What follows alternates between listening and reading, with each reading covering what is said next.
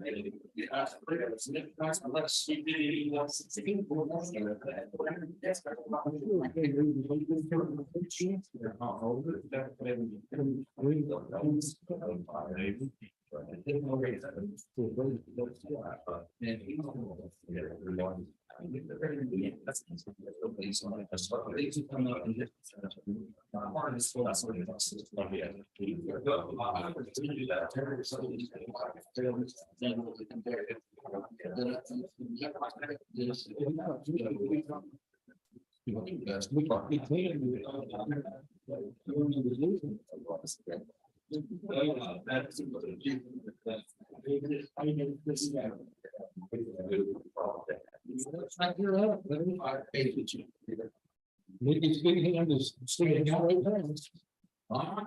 and gentlemen, at this time, we'll call this regular meeting of the Hill County Commissioners Court to order this 22nd day of August 2023.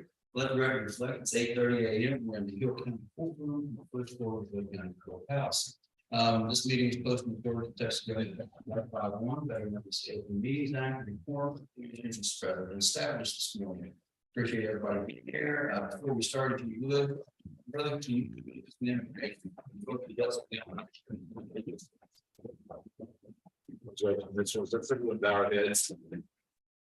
Heavenly Father, we are mindful this morning that righteousness and justice are the foundation of your throne. Father, we thank you for the judge, for these commissioners. We thank you for all the employees and the citizens of this county. And Father, what we ask this morning is that you would grant us wisdom and understanding and clarity to do the right thing, to decide the things that must be decided, and Father, to steward the resources of this county well, with integrity and honesty, humility and honor. Father, bless this time. Let your presence be our guide. We pray that in the wonderful name of our Savior, Jesus Christ. And everyone said, Amen. Thank you, Brother Mike. You all the pledge of American. I pledge allegiance to the flag of the United States of America, and to the republic for which it stands, one nation, under God, indivisible, with liberty and justice for all. I pledge allegiance to the United States of America, one indivisible. Everybody may grab a seat. Thank you so much for being with us. I think we have a record of 34 items. So bring your attorney here next time. I'm sure if you more. So we need to set it this time. And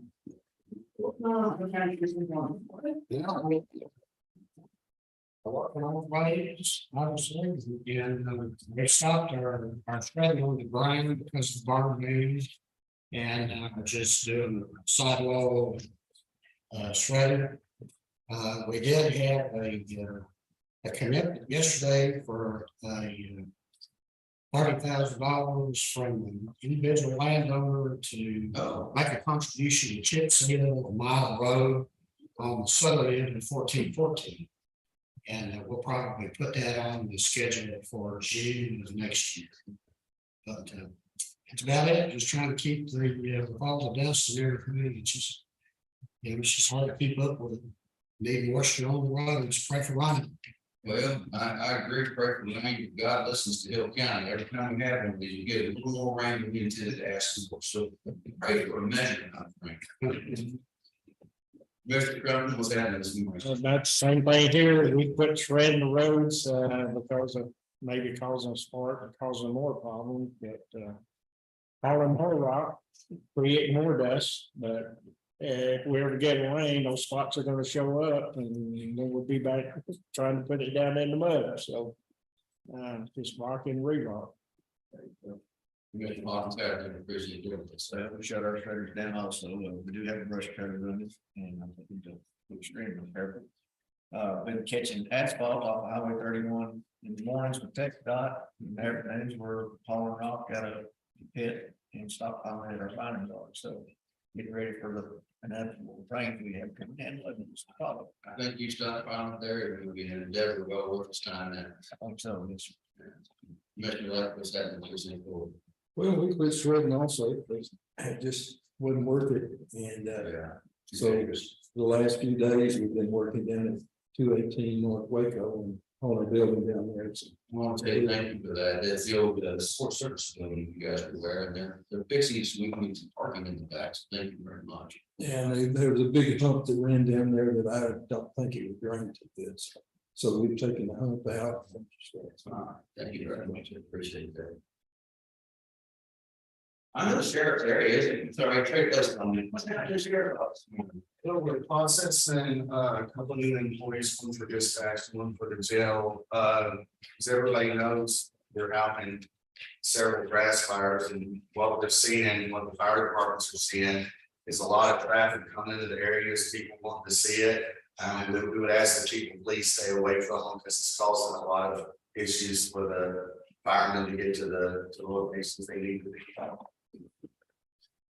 Very good point. Many years ago, I was in South Texas growing up, and we were volunteer fire department, we got a brother overflow from the Forest Service, tell me something ever since. If you're not part of the solution, you're part of the problem. And I appreciate that everybody wants to know what's going on in their community and try to help out. I think Sheriff makes a fine point. Wait till somebody asks for assistance, because these narrow roads, some of these fires are pretty dangerous. And matter of fact, I saw a record set the other day over at Mount Tom fire, just dusting the roads so bad, I couldn't see it was coming, you know.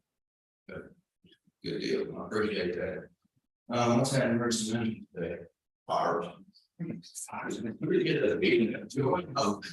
We've had quite a few and going down the full sun, and it was 114 degrees. You know, guys, out there fighting fire, so. I'm thankful some of the partners that we've found in the last couple of years, folks that even out of our family come up with the fire corps of Waco. You can't say nothing good about those folks. They bring their air conditioning buses, their hydration packs, and they show up, and it's some of those folks retired professional firefighters. Everybody's a professional firefighter, get it, paid professional firefighters terminology, that's important in our communities. But you know, going out and looking at these firefighters, we look after us, and I can't say nothing about that. Just like the bullfire the other day, the number of people showed up with water and very. Yes. And you're finding that now throughout our county that happened in Plum, that happened in Mount Austin, and the others. So really proud of our community doing their best to pull together. It will rain, God will allow one day. Yeah, it's going to happen. So what's going on the radio? Fires. Got a little fire, but we got ASC 1 of 8 radios for the fire department. So that was very busy, but I can tell that you had this issue out because I could actually understand what people were saying when the NFL radio side of Quilla. That's a big thing. So and I know Chris, the full fire chief, confirmed on Sunday with me. It worked on the river, it worked flawlessly everywhere he was at that fire. 21.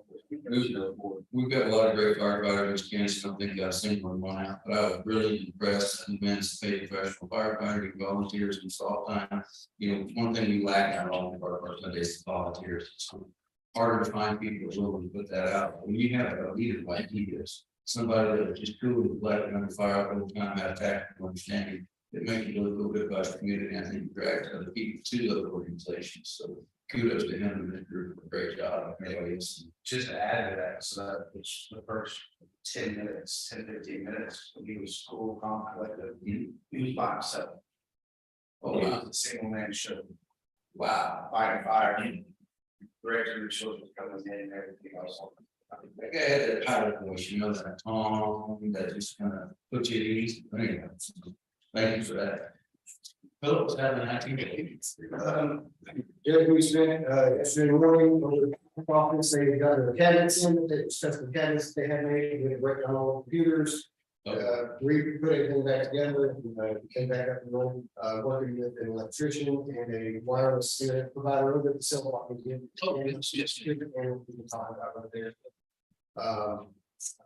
That's kind of business.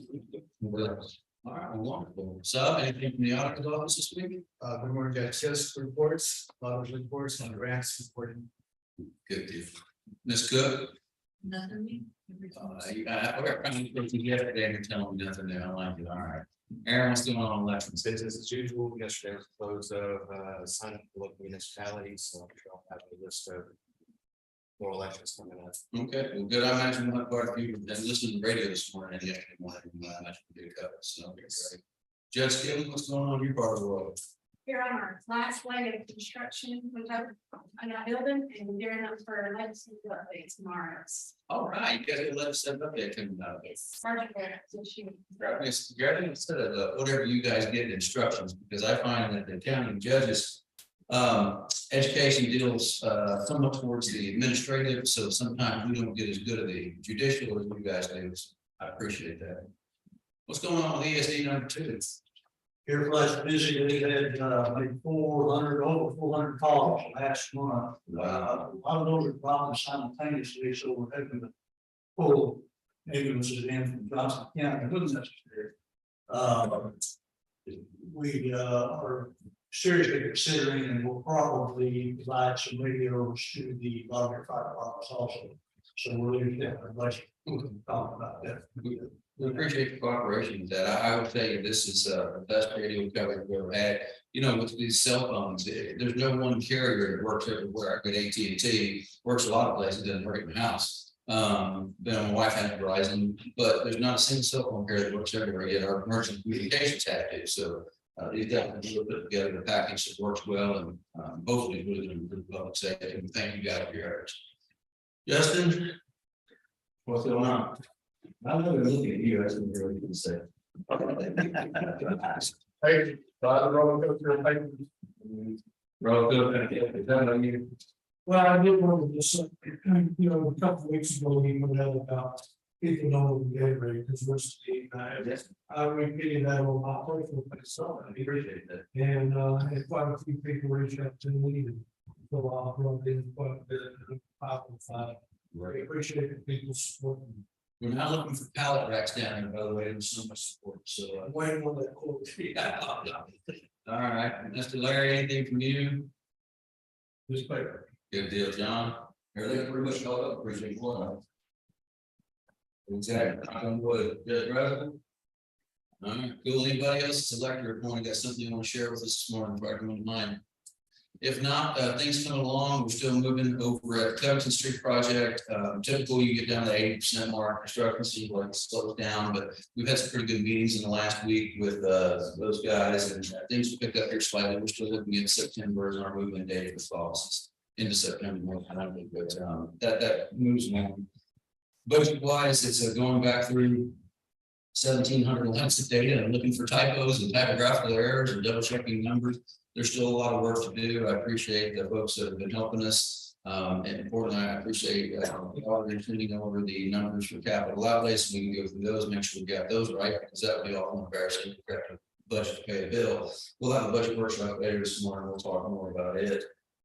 In general, I've heard a lot here today and this morning about the weather conditions. We've been under a red flag fire watch in the county for the last 2 weeks, 3 weeks now, almost every single day. And that's not something they put out lightly. We're going to have a real problem with this wind, with this low humidity, if a fire catches and we don't catch it. We thank the Airback Lifeline crew. They actually caught one for us about 2 weeks ago in the middle of the night, flying back from the call. We didn't even know it was burning. So those pros able to jump on that.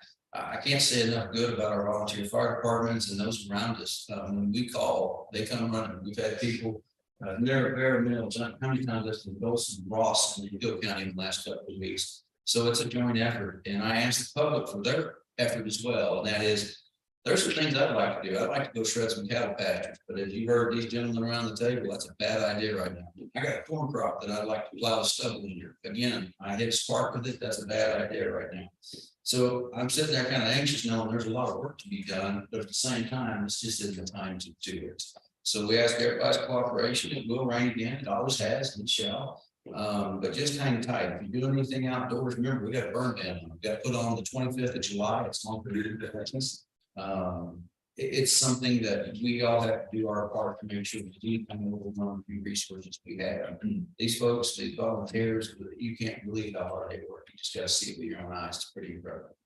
That being said, I will jump off my high horse because we have a record 34 item agenda today, and we're going to have to get through it. What we're going to do is we'll do the open forum. If somebody's here not to talk about something that's not on the agenda, this is your opportunity to address the board. If you're here for one of the 4 solar farms on the agenda this morning, hang tight. We'll get to you and let you speak at peace during that. Otherwise, Mr. Paul, did anybody sign up to speak online? Okay. That's about 300 times in a row now. We've got that. Somebody's gonna take it. So anybody who want the honest state for that's address the board about that is not ours. Okay, we've given that enough time, Mike. I think we can move on. All right, so hang on, keep your seat for a second. We're gonna get to the consent agenda. So at this time, note the form consent agenda. We have action on invoices, action on payroll, action on monthly report for revenue and disbursement, and observe report the elected officials training certificates. You'll find all of that in your packet. Let me know if there's anything we need to take off for individual consideration. If not, I'll entertain a motion to approve. Thanks, most. Motion is second to approve the consent agenda as presented. Any further commentary? General curiosity? Or some remarks? Hearing none of the above, I'll call the question. All in favor, say aye. Opposed? Any extension? Motion carries. I'm gonna start the stuff around. At this time, Mr. Dixon, forgive me, premature. We're gonna go on 4 orders in our first order of business. It's a public hearing in Hill County's intent to enter into a tax payment agreement with Legacy Solar LLC relating to solar energy storage and transmission equipment. Mr. Mike Dixon, as our economic advisory council, is listening what you got. Actually, it's for the generation and storage of 91, it's a 91.2 megawatt solar electric generation system facility. It is the capital investment is $125 million. We created a reinvestment zone for it in May. It's reinvestment zone number 11. And all that's left is to approve the agreement. There's been the 30-day notice was filed. And so what's left is to have a public hearing on the agreement, whether to sign the agreement or not. And at this time, you can open the. Okay.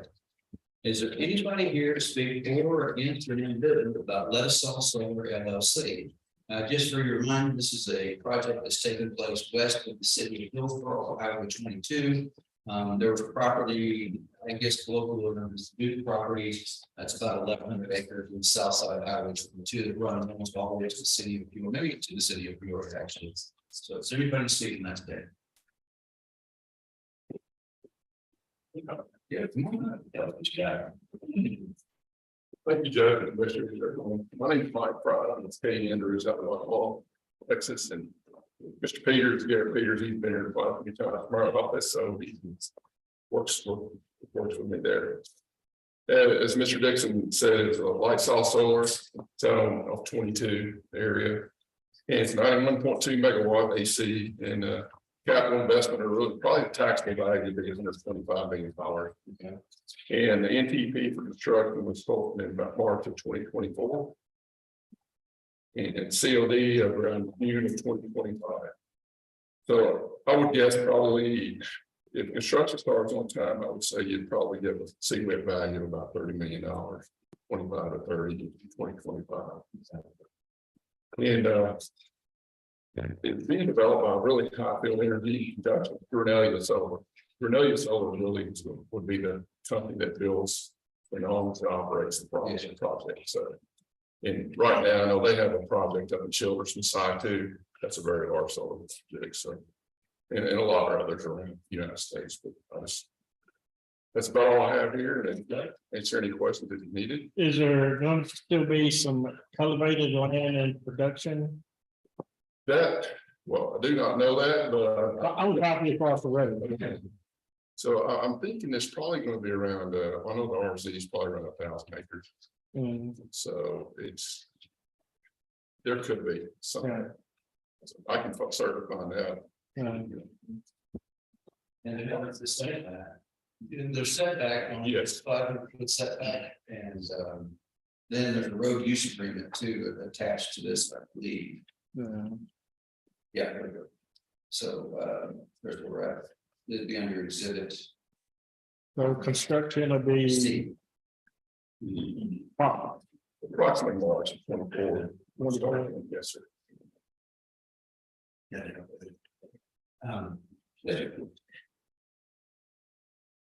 Is there a benefit to the county? I know you've got a contractual relationship with the developer. Is there a benefit to having all the parties that are involved ratify the abatement agreement? I don't know if there's a benefit to it, and legality wise, I don't know that that's. It's not required, but is it something we could actually do? I think the parties to this, be the landowners, the company, the commissioners board, or the school district, if they think with 313 on this post, it could. When I talked about the developer that you mentioned, it's gonna be actually doing construction. Well, the developer originally project, so. But Grunelia has purchased the LLC, so they're the numbers.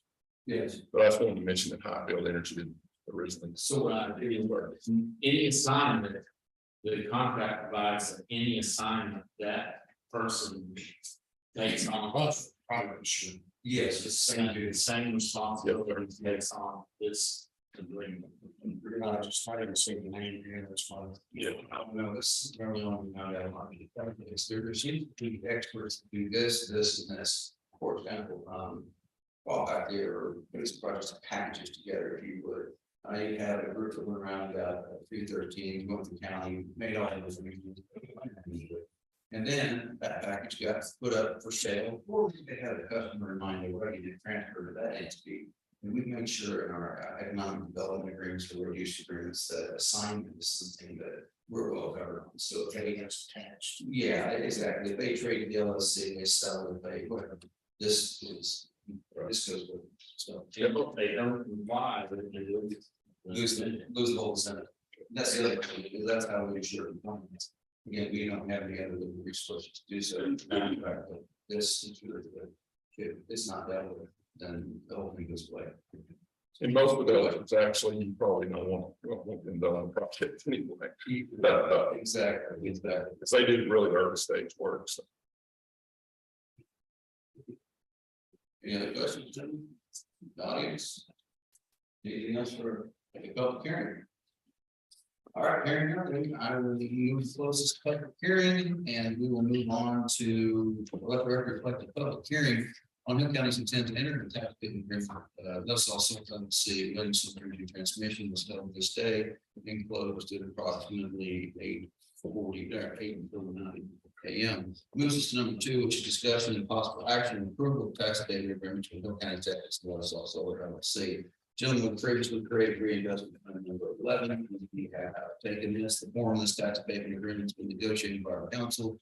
And we have to put it out as the proposed form of the tax abatement agreement. The things I'll point you to is while the tax abatement agreement itself takes up the first 8, 9, 10 pages of this matter.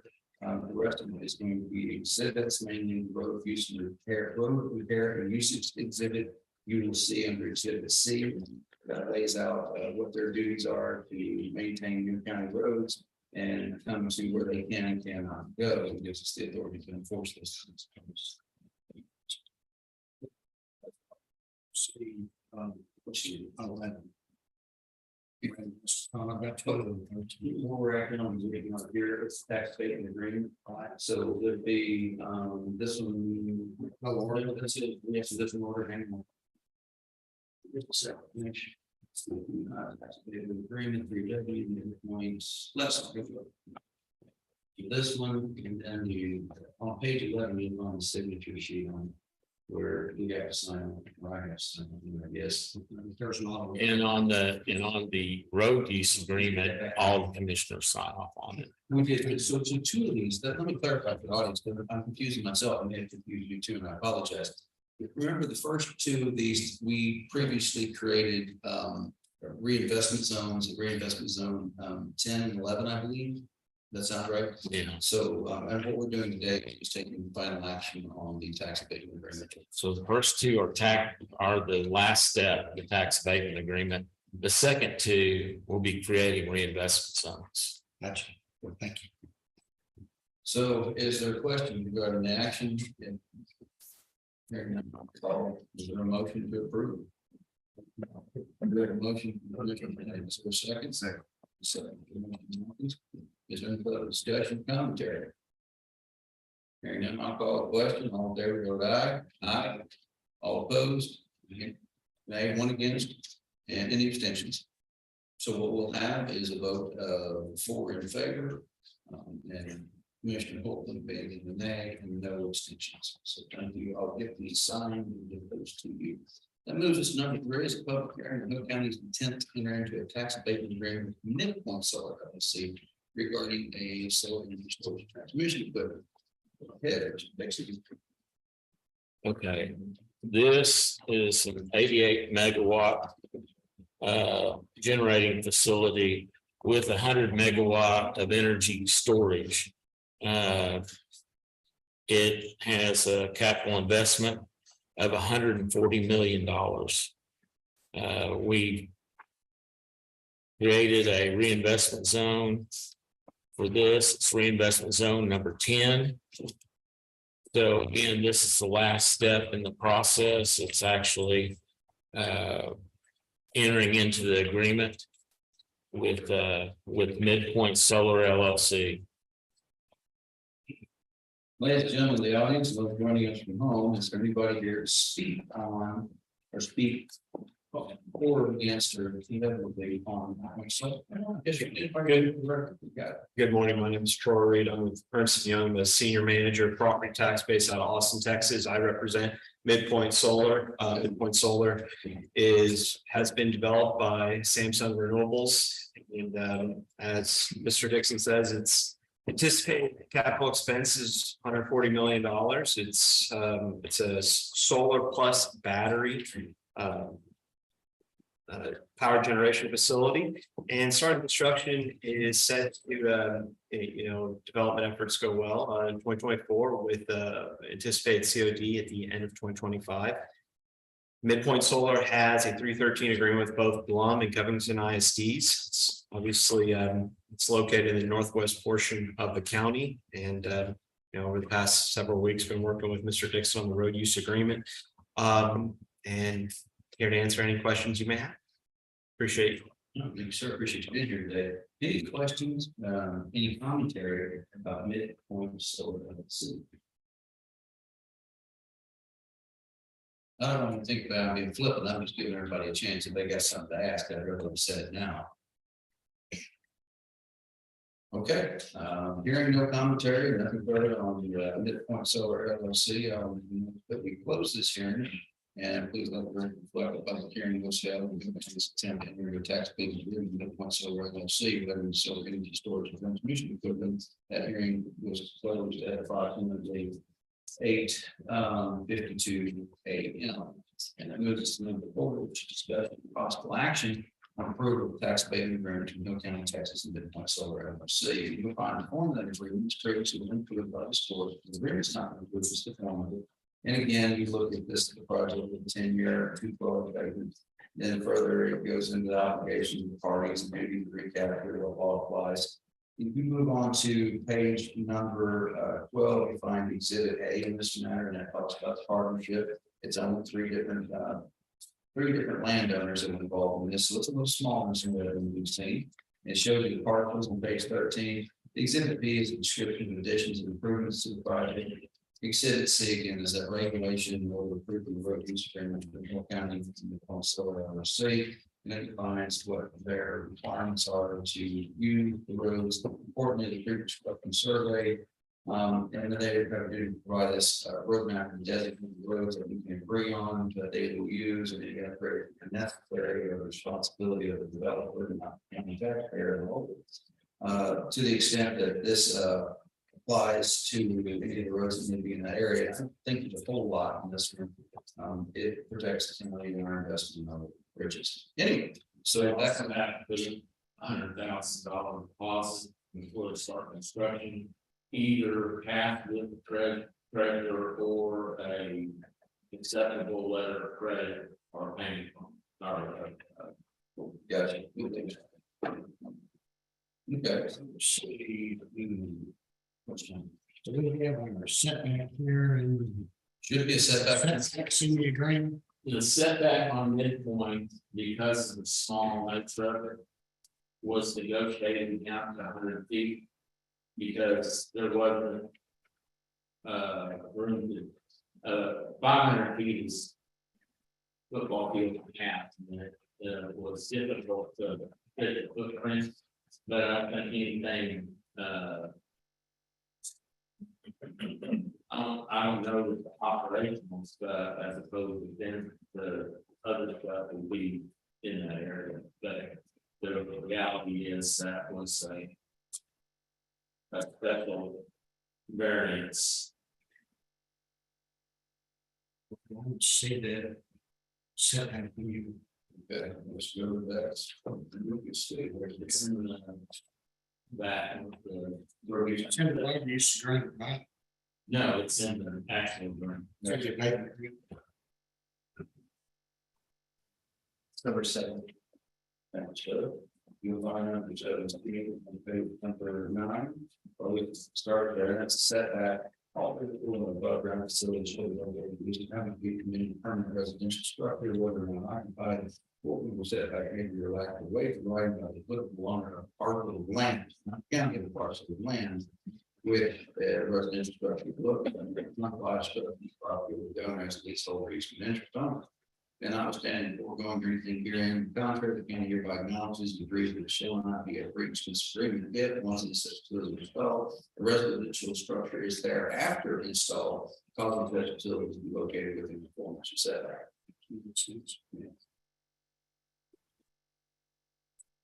These are good questions, guys. No such thing as bad questions. Yeah, that's right. Good to hear.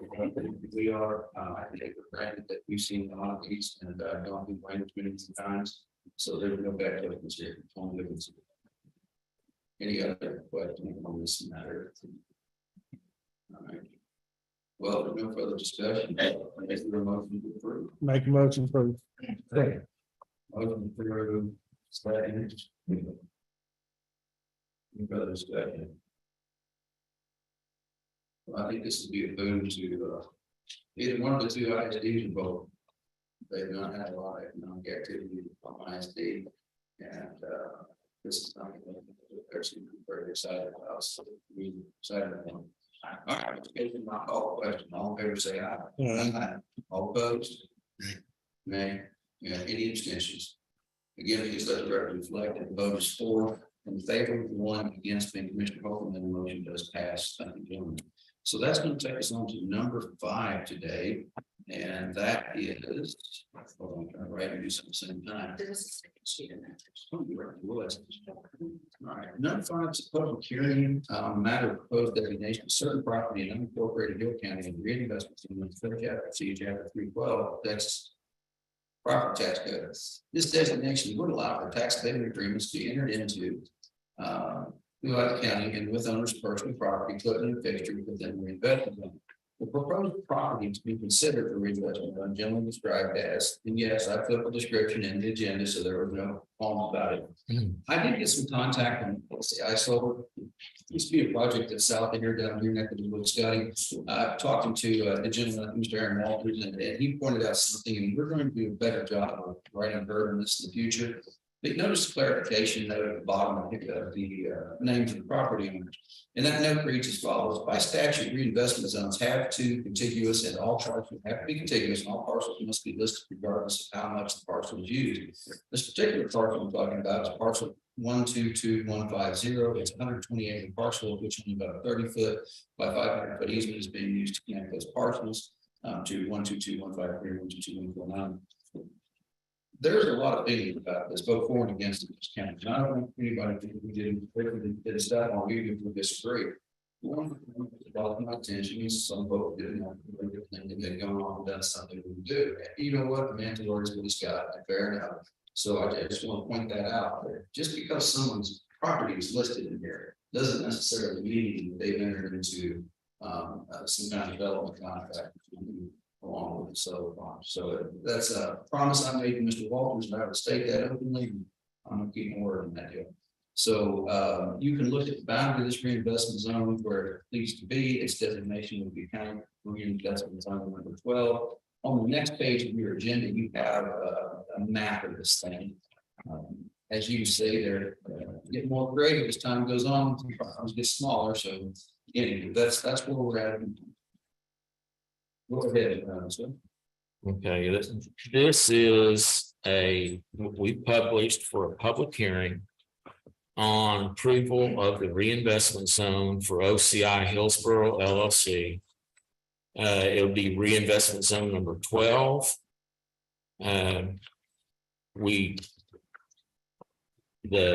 As the judge said, there is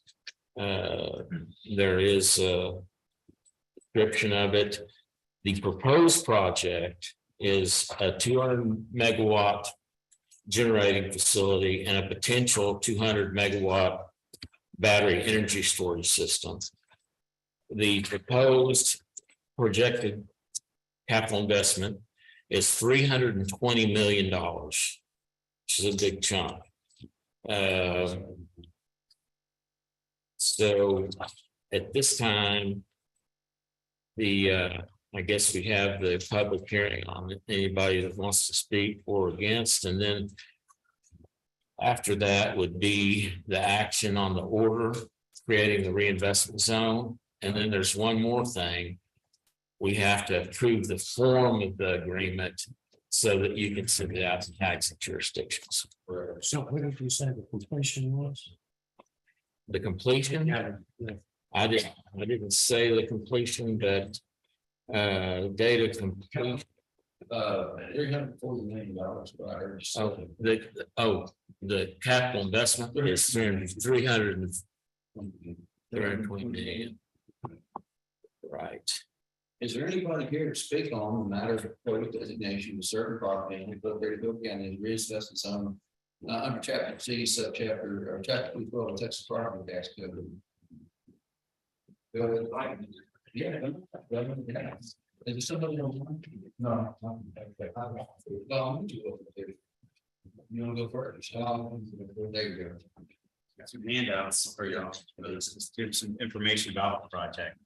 If y'all just take a minute to pass them around.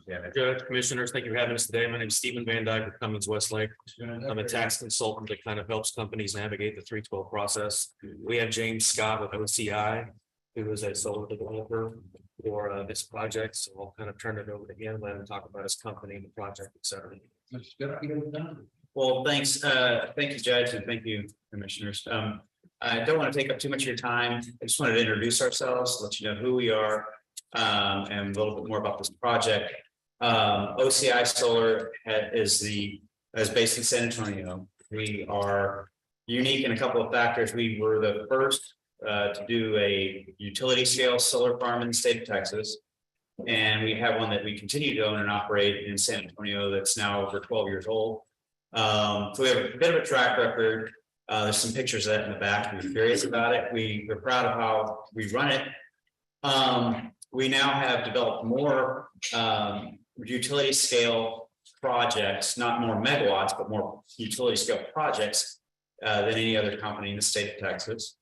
We're also unique in the fact that we have a factory in San Antonio where we manufacture solar panels. We currently employ just under 300 people there at that factory. The sister company is called Mission Solar, so I love the name for San Antonio. The neat thing about that is we're expanding that factory to now about quadrupling the output of that by the end of 24. So there's a very good chance that the panels that would be used in this project would be produced at a factory here in the state of Texas. Not 100% guaranteed. We do source from other places as well, but that is a strong possibility these days. Some pictures of our project there at Alamo One. You can see that the one neat thing we're talking about, with weather right now, solar has an advantage of producing power when it's needed. And that's these hot days. We've had a very good track record this year. We had a great track record during the winter storm. We were up over 96% of the time during that storm. We're up over 99% of the times last year. And that's at this oldest project we have. It's 12 years old, still producing over 99%. The only water we use is to clean those panels. And this kind of picture shows you that. Well, I wonder how that was said if you had to It's not very, it's not high tech. It's pretty, guys, Engineering. it's very good, a very good system though. And and it helps us maintain that high productivity. So that's just, I just want to tell you all who we are, because we're going to be your neighbor and hopefully. And I just appreciate this opportunity. Well, appreciate that. I got you here. I'm gonna ask you a couple questions. Sure. Put you on the spot. These are things I've been asked by Mr. Sure. I'm no expert on this subject by any means whatsoever. These panels, the ones that you're building in San Antonio, are these recyclable materials and still trying to make the end of this natural life? Mostly, yes. Okay.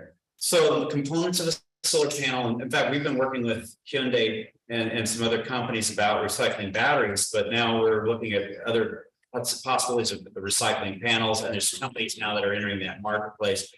We've recycled, when we've replaced tractors, almost all of that material is recyclable, because you're talking about steel, aluminum, it's all just the frames effectively. Within the panels themselves, made up of largely glass, then there's the wafers themselves, the polysilicon. Okay. All of that's recyclable. Not every piece of it's recyclable. You're looking at about 80–85% of the material in a solar panel is recyclable.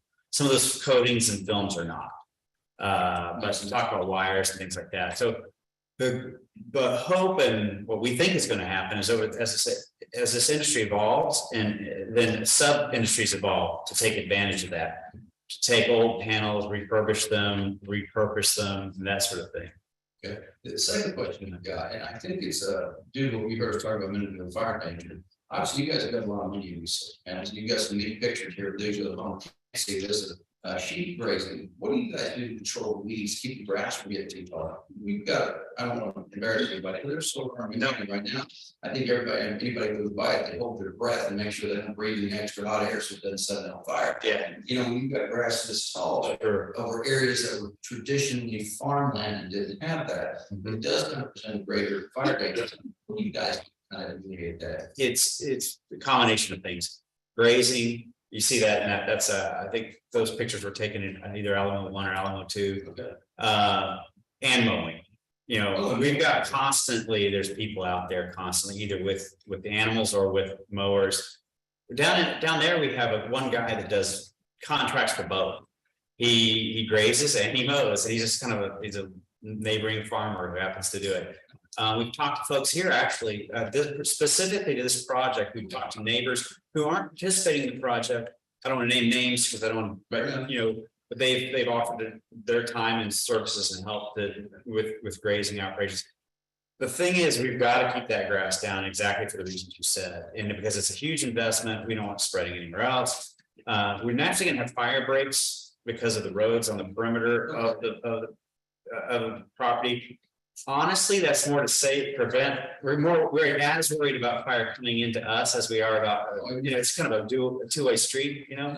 But that is there for that purpose, and you know, that's something we would like to work with local people, because what happens, as y'all know, rains like crazy in the spring, grass grows like crazy faster than you think you can even control it. You know, and despite your best efforts, sometimes you're looking at a site that large, you've got a lot of work to do. And then you've got to keep on top of it constantly. And then we employ a lot of people to do that, believe it or not. And then and once that happens, then it all dries out and creates a fire danger if you don't control it. So we've done a good job of it so far. We've never had any problems with these projects in South Texas. We're hoping we don't have those problems up here. Grass grows a little faster up here than it does down there, though. That's something we're very mindful of. You know, it's I mean, it can grow fast in San Antonio too. Well, I think it's not exactly. Yeah. So yeah, it's just there's questions that have been posed to me, and you answered the third question I had regarding. You know, our fire departments are volunteer work, as you heard earlier. And this isn't something I think we've had just a lot of experience with. And you know, how do we go about it? What are our instructions? How do we work with local volunteer fire departments to get them educated on what happens on the fire project? What do we do? What do we not do?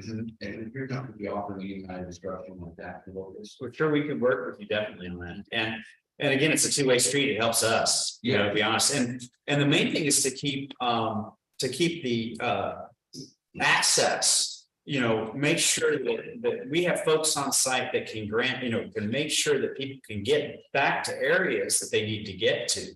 You know, we don't want, you know, sometimes our crews, you know, they can help with suppression themselves. But obviously, there's the professionals that have to do any big job, or if there's a fire coming from the outside as well. Yeah. We need to make sure that there's access and people can get where they need to get, because it's a big site. You can see from those maps. It's a big site with a lot of different pieces to it. Fortunately, though, there's good county roads in that area. There's not a whole lot of unaccessible areas to it. Thank you for answering that. Appreciate it. I was a little bit off target. No. Any questions you have, you know? Ms. Cox, you have something to say? Yeah, I was, my curiosity, just because I walked in here, is I came to the commission for a couple of different reasons. When I looked through the deal, I discovered there's a public hearing on the property, which is the first I heard of it, and I was right dead center of that deal. And I'm curious, how did y'all notify the public that there was going to be a hearing today? We went through two things. A, we posted in the agenda, B, in the newspaper.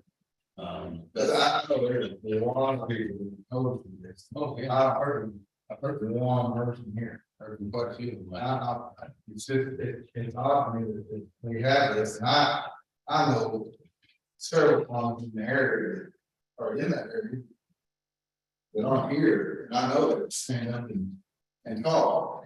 And it's funny, we have all these experts here talking about the solar panels, but there's not one citizen, except for me, I stumbled into this today.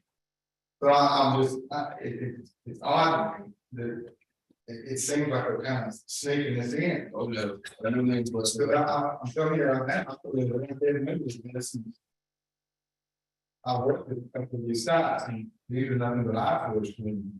I put me living on the next one, and it looks like I'm not gonna have a choice to have to live next one. And I'm totally opposed. All. I know Byron School District needs that money like nobody does. Probably one of, not, it's not the four, but one of the four school districts in the county. They need the money, and this is a big chunk of change on what it is. But I would really like the commissioners and everybody to do a little homework on, you know, we talk about stuff that's recyclable. The gentleman here told us about recyclable stuff. He wasn't very sure about what he was talking about.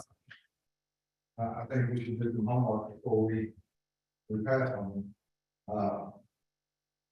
Just imagine if this was in your backyard, right next to your house. I mean, what would you want to do?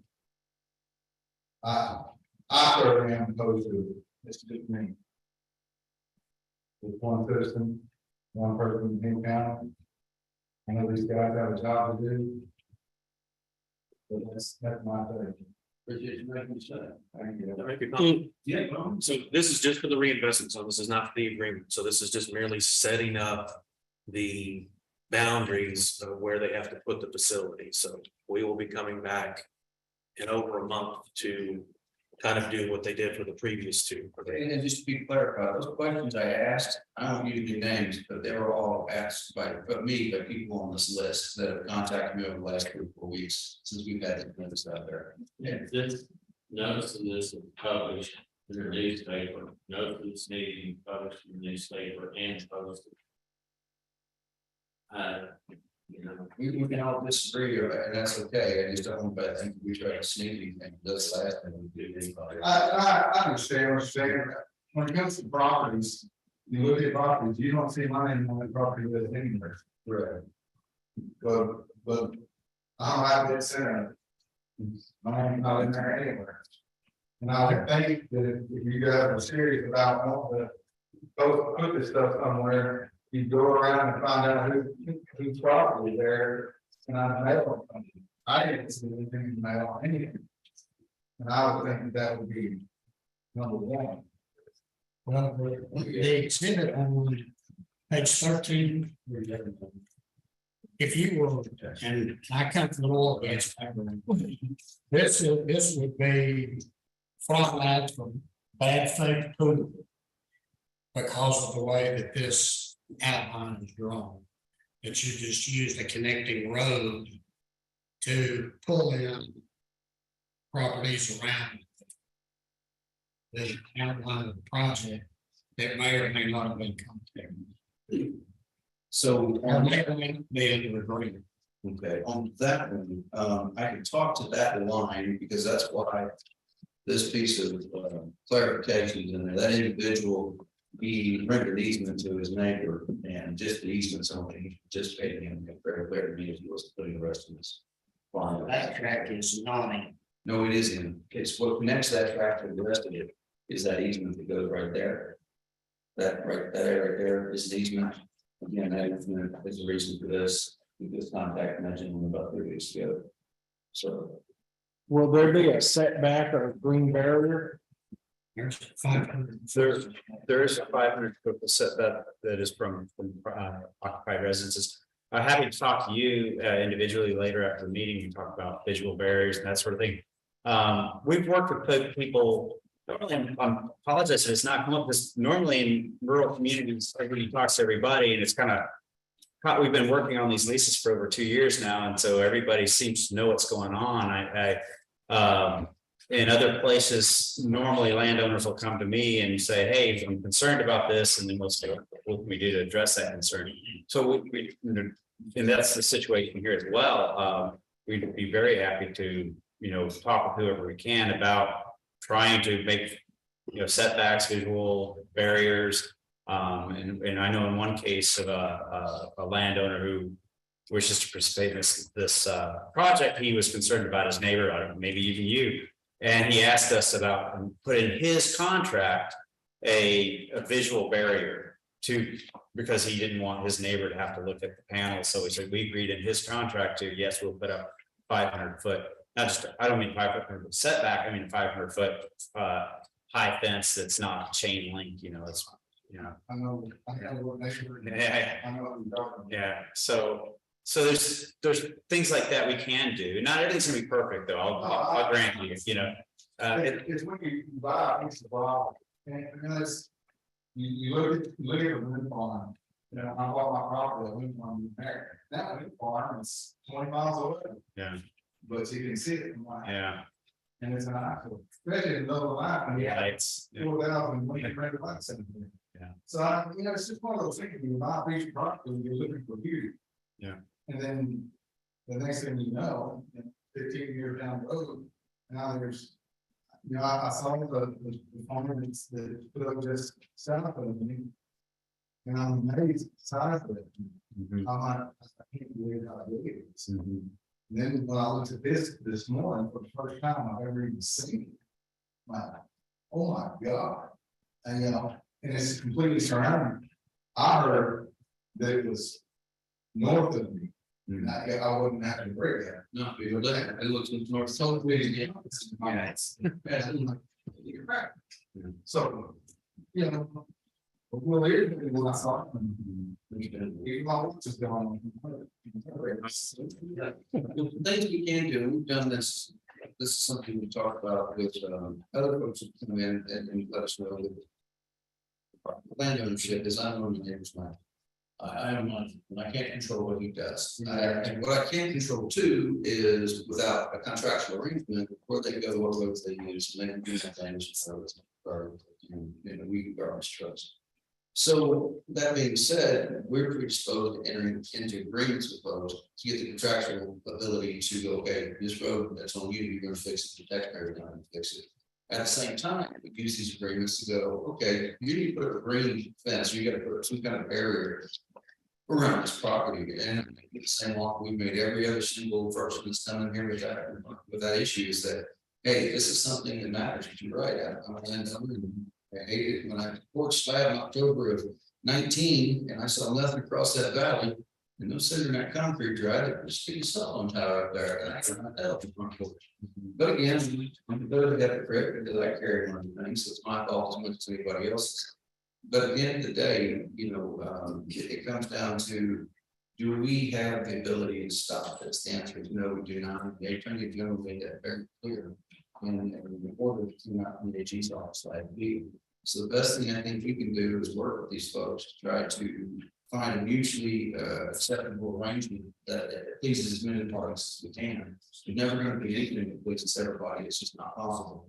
But I think in close knit community, we have to work together. And if we fail to get enough notice out, we've done all legally required, and I apologize to you. There's no laws of data, it's just one of those things that just popped up. I just needed to say something. I'm glad you did. Yeah. So it's one of those things that when you sit here and look at this and you sit here and think one of these days. Where are we gonna live if we're not in solar farms, going in wind farms, where are we gonna live? Yeah. So I mean, it's on. I have a quick question for you about the language and setback in this. It's got a caveat that really dilutes it. And need a little clarification. Yeah, Article 14.2. It's 500-foot setback from any permanent residential structure. Whether or not, but it can be relaxed, waived, and shall not apply to structures on property over which the owner has leasehold or easement. So it makes no sense to me. If they've got it under place, they have to lose the whole meaning.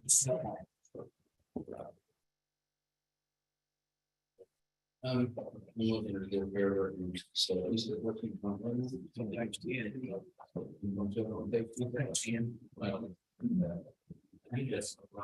think they have one. This is OCI Silver League now.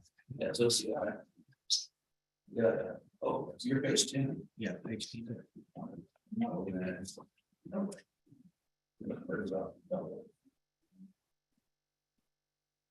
I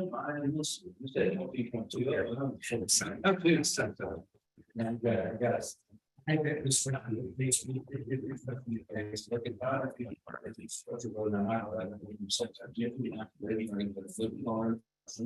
So it means landowner can say, hey,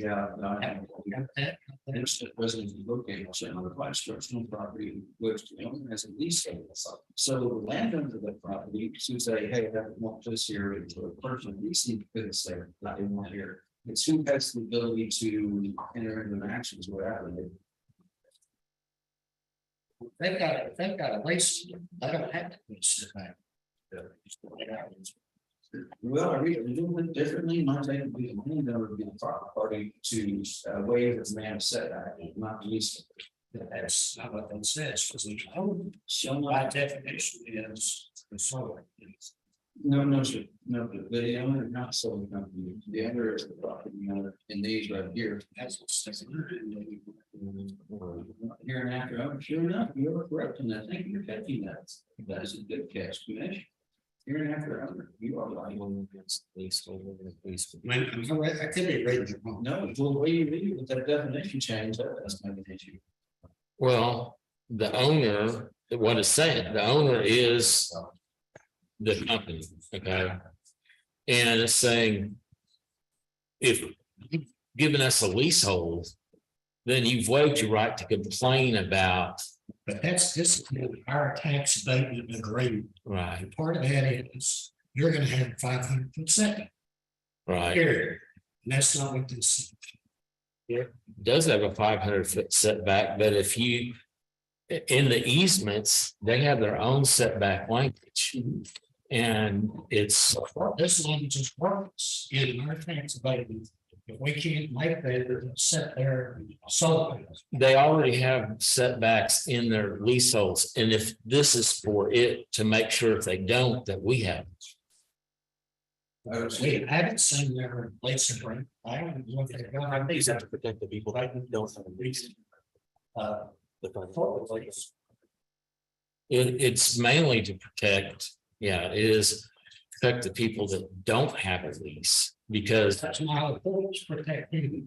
That's to protect him, but if you entered into a leasehold, you've essentially accepted the solar farm. We don't, we're friendly to the ladies. We don't. I think it's more the perimeter as opposed to the center. So there's a house in the center of it. The owner of the land can say, hey, they'll do their own thing. It may be 100, 150 feet. I think it's more for like a moat going around to protect the people that are surrounding. Not necessarily somebody in the middle. Yeah, that's not what that's. Okay, well, and one other thing is, we're not doing the agreement today. We're just doing the reinvestment zone. So we have another month to talk That's fine. and reach what you get. In my opinion, we need to talk. Easy to do, easy to do. Other question? Anybody else want to speak on this public hearing? If you have opportunity to do so. Anything further from the commissioners on the public hearing?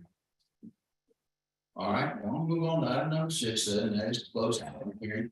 Please let the record reflect the public was hearing, we have a pro designated the 3 o'clock and left up to the county as reinvestment zone for the capital. It would be known as reinvestment zone. Well, it was held and put during the close at 9:31 from the county list in the secretary. That moves on to number 6, which is discussion and consideration and action on the approval designation county investments and making several public hearings county investments. Well, it's not the best. So discussion. I think the commission makes a good point, but we've taken language on this, and there's, we've had obviously concerns that the hospital has. Those are things that we can address in form. This is not the final form of this, it can be still negotiated. I just, again, I'm not drawing it here, I'm not asking these folks to come here, I'm in this, they're coming whether I like it or not, either I can play ball, protect the citizens of Middle County, we can let this go unopposed or unmodified, and then we live at the mercy of that decision. I don't think that's the right decision for us guys, I just don't personally. So I'd rather be in a contractual relationship that we can have some say over how things are going to develop inside this county of ours. If I don't have a contractual relationship, there's no way I can try to put green fences up or shielding up around neighbors unless somebody else on the property owner needs bigger discussions. I'm not afraid of those. So, you know, I find myself in favor of upgrading this reinvestment zone to the aforementioned state reasons. So I'll make a motion to approve a reinvestment zone number 12, and second. Motion is second, and further discussion on second. That's not discussion, but I'll take it, so anyway. All things being said, there's a motion second, with no discussion on this issue, all vote, all in favor, say aye. Yeah. All opposed? Okay, all right, we have, then, we're gonna get instruments. I think I covered everybody, but I just got asked. So what we've got is we'll have a vote of 3 for, 2 against. Let the record reflect that Judge Lewis, Commissioner Crumpton, Commissioner Blake voted for, and the Commissioner Holcomb, and Commissioner Hawkins didn't be against. And I've had a chance to look at this, let me explain it. It says that the owner of the parcel of the land could agree to relax the restriction of the 500-foot setback if they wanted to, which they probably would never would. And this shall not apply to a property over which the company, I'll change it to company instead of owner, has a leasehold or easement interest, which means if you've come and made a lease with the solar farm, you've leased your property to them, you can't then say, well, it's within 500 feet of my property. It's not the landowner that's saying it, it's the county that's saying it to protect the offset owners. That's my whole point. I don't get it out. They lease the property, and they're not going to sit down. Let's be very clear about this. We're not trying to put it out in I think the confusing language comes in the designation of the word, the definition of the word owner that you find on the first page of this document. And then how owner is used again in the second, and I think it has two different meanings the more I read it. One being the owner of the leasehold, and one being the owner of the company in this matter. We can clean that up. The idea is not to ever allow the company the ability to waive that right with their party. That's what we're shooting for here. So if you have a piece of property on the outside of this perimeter, the company definitely couldn't waive that right. And if the company has entered into a lease agreement, say they can't waive that right for you to that piece of property. That's the terms of your lease. What we're trying to do is protect the people that aren't involved. And That's our lease. So. I think, yeah, we need to clean it up because the way it's written, if they lease this. The owner of this. The owner of the solar company doesn't have to do a setback. And we're telling them, because of the protection of all of the other people outside, yes, you do. They don't get an option to. So they're gonna run that too. Yeah, so the first sentence here is clear, we're requiring 500. Right. Foregoing setback under I may be relaxed with waiting writing the input along the parcel plan in which the residential structure is located. No, it's the problem with that language. It comes down to number 2, shall not apply to property over which owner has a leasehold or easement interest, and that's that word under it comes in capital. The definition, That's exactly right. So that's where you're using the same definition, word, 2 different definitions here. Is what I believe in that up. So very, very good point, very good catch. Thank you. Thank you. All right, anything further on this one? If not, we're gonna move on to number 9. That is approved posting 30-day meeting notice for the meeting at which fine. We're gonna discuss with consideration. Okay. We have to approach. We get proposed meeting notice for the meeting was final. No. Proposed contract, the proposed tax abatement agreement. Did we not? Okay, guys, I need more coffee apparently. Let's go back to number 8, discussion, consideration, and action on proposed formal tax payment agreement with OCI. Hillsborough Solar LLC and director of the county judge send notice of intent to enter into proposed tax abatement agreement generally in accordance with the form provided by other tax entities having tax authority within regard of the investment zone. So that being said, this is a proposed form. That doesn't mean this is the final document. This is the general idea of what we're sending out. The other taxing entities we're going to send out to would be the ISD, the ESDs, mostly emergency service district. I don't know if this property is in the junior colleges district or not, but they would get notices. And anybody that imposes an avenue on a tax, they get a notice of this, proposed form of it. So what we're looking at today is this is the proposed form. This is not the final. There will be some things that need to be modified, obviously, but we need to know if this is something that's close enough to what we want to work with. We're talking about scrapping this and starting over. Over for a second.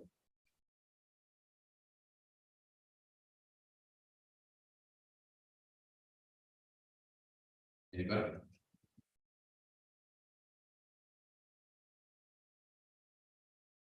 All right, not hearing any discussion on the subject. Other than the setback language, has anybody found anything else in this objection board needs to be dealt with? I think one of the things we need to talk about is not just setback, but in case of one time there about a legal barrier of some sort. Yeah, I don't know how to call it. Barrier. Well, I hate to use the word barrier because no offense to anybody in your former occupation. I've seen us bringing things that put around the gas bills. Yeah, so a green barrier may be a better idea, but it's like A green barrier they put around the corner attic, not very green anymore. Not seeing that tree out there. they get to redo that. Yeah. The natural barrier.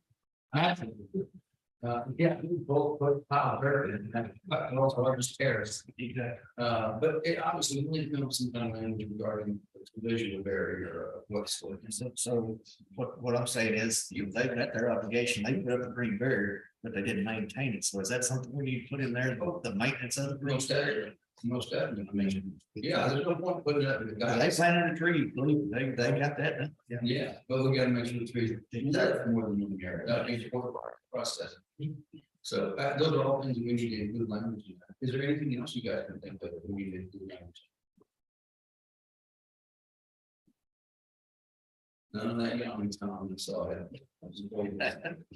I got about 3 hours of sleep last night. I mean, compared to this meeting, so. If there's nothing else, then do we have any motion to approve the form of the agreement, knowing that there will be changes to this? Motion. No motion is there a second? Second. Is there any other discussion on as to the forms? We've got the setback language needs to be, that good catch that needs to be fixed, and further we have, we need to add installation and maintenance of a visual barrier essentially. Because it doesn't matter if you put a freezer diagram, the fence goes over, if you're not maintaining it, then it works. Yeah. Anything further? If not, I'll call the question. All in favor, say aye. Yeah. All opposed? No. Any abstentions? Carried. We're going to vote. That would be Judge Lewis, Commissioner Crompton, Commissioner Lake for, Commissioner Holden, Commissioner Hawkins against, and no abstentions. All right, moving on now to number 9. We're posting a 30-day meeting notice of the meeting at which final approval of the tax abatement agreement goes to Hillsborough Solar will be considered. So we're going to have to publish the notice of these things, well in advance, both the reinvestment zone and then the final meeting. So moving to the final meeting on this deal, let's kick ourselves out 30 days. I'm looking at the calendar here real quick just to make sure. I think in the actual notice, I asked Paula for a date and we've got a date, 26. 26, go ahead. And just making sure. Of October, yeah. I mean, September. Yeah. It's got a long date on it. It's got September, the order passed September 23rd, 2023. So we got the. No, that's when the order for the reinvestment zone. Yeah, Oh. it's got September to August. Graphic errors, all right, it happens. Fine tooth combs, fine tooth combs. All right, so I think right now we're looking at 26th day of September. That's the last day of meeting in the month of September. We would put us outside that 30-day window to get things done. Is that acceptable?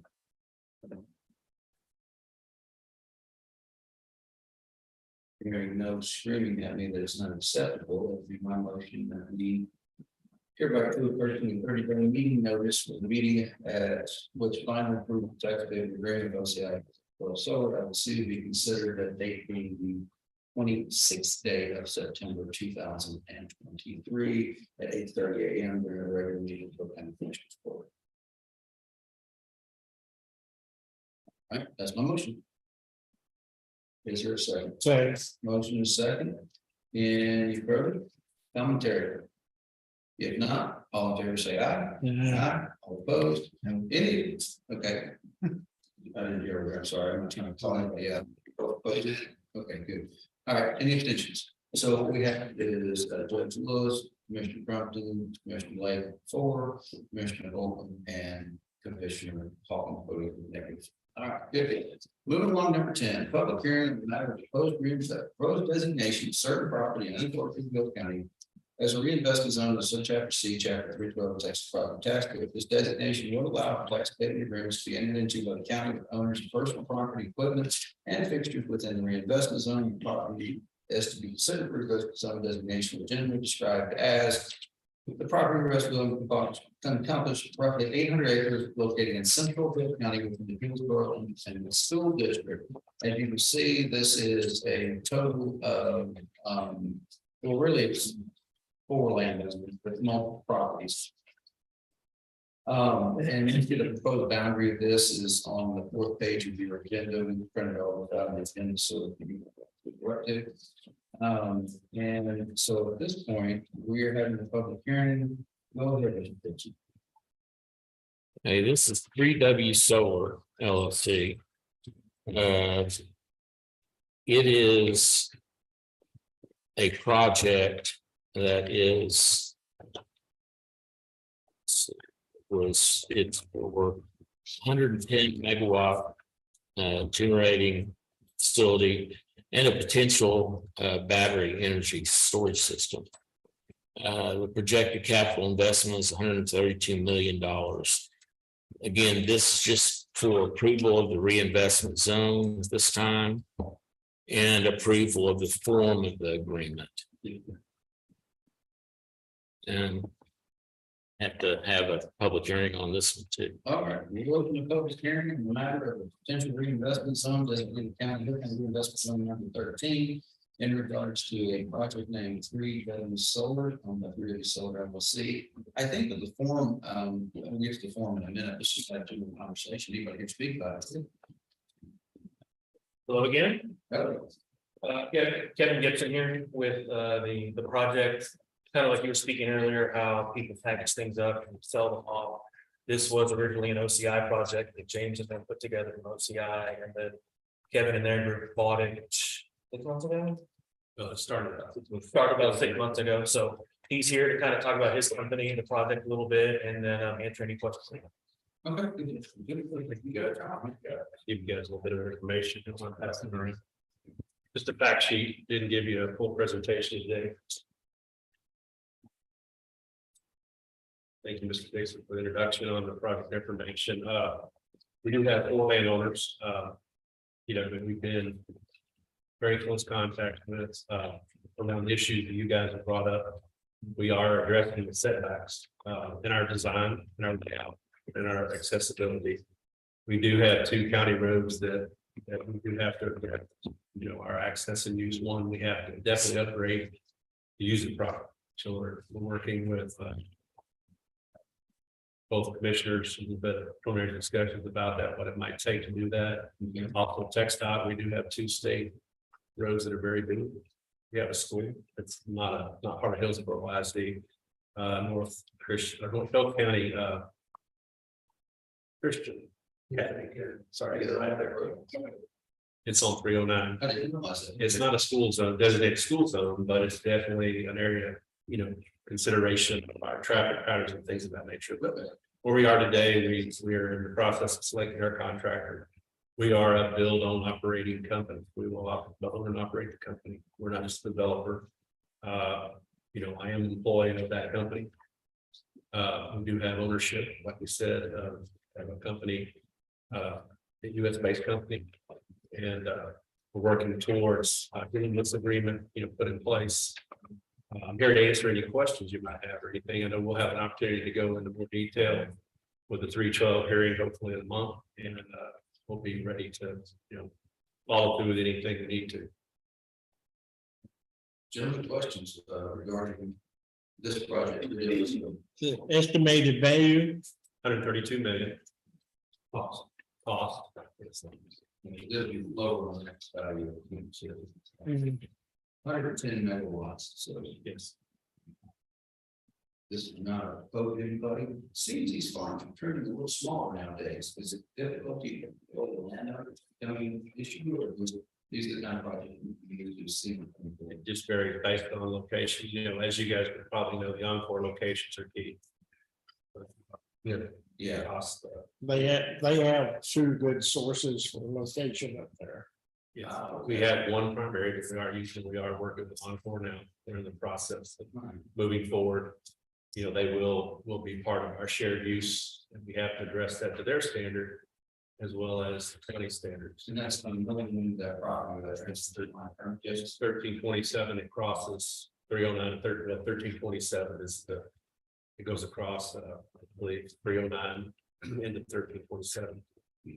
1327 is right now is just a failure. it's approved. Yes, we do. And that was part of our EPC bid package to address that. We do need to come back to the county with what our plans are now. But it is part of our scope to have a project. Yes, it's not so we do that. I think some of it's limited by their interconnect. How much ERCOT will allow them to inject onto the line. Oh, yeah, no doubt. That might limit the project size. Yeah, and there's. Yeah, load. It's just north of 1330 County Road that's been chip sealed, so. Okay. So, But right now you have no planning on using that road any, 1330 very little. We will use it, but we will do that at a limited basis. We have met with the field reps for Text dot to, there are some small crossing bridges. That we have to evaluate. I know they're doing some, collecting information on that. Waiting capacity of those bridges, but our main heavy loads we would need to bring on 309 and the upgraded 1327. And also limited, residential. We do have one landowner at the corner of 309 and 1327. Maybe to start. It will be the beginning of 2024. Okay. Encore also will start their work in April, so we have to get things ready, including that road. Within that time frame of the first, 3 months. We gotta get this, had the same setback lanes. Yeah, we're gonna get to it in a minute. Yeah, you're right. It does have. And discussion on this we talk about here. Is there anybody else here to speak on this? Is there anybody in the public, anybody online that wants to speak to this?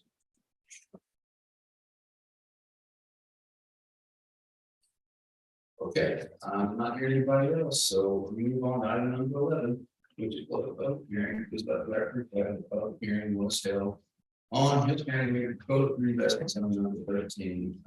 And so if you don't know what that is, probably let me so it's that record, but the meeting was closed at 9:50 and on this August. That brings us to number 12, which is discussion, consideration, action on approval and designation of county reinvestment zone made subject to the public hearings, county reinvestment zone number 13. So going along, is there anybody has anything about creating this reinvestment zone? If not, is there a motion to create county reinvestment zone number 13? Make a motion. Second. Motion second to create county reinvestment zone number 13. Any discussion? Hearing no discussion, I'll call the question. All in favor, say aye. Aye. All opposed? Any abstentions? Motion will carry. There is County Judge Lewis, Commissioner Crumpton, Commissioner Hawkins, Commissioner for, Commissioner Hawkins against, and no abstentions. Number 13 is discussion and consideration and action on proposed form tax payment agreement. 3W Solar LLC, Director of the County Judge, to send notice of intent to enter into proposed tax abatement agreement, generally in accordance with the form by the other taxing entities having taxing authority with regard to the reinvestment zone. Okay, so this is a proposed form, and like Jim was pointing out just a second ago, let's talk about things. Again, the language of owner, the language of 14.20 needs to be addressed, which it will be, and then further, this also needs to talk about visual barrier installation and maintenance as well. Let's see. And in addition to that, relative to the conversations that we've had, I want to build into this agreement. Commissioners agreement, the upgrade of County Road 1327. Yeah, I think that's the necessity.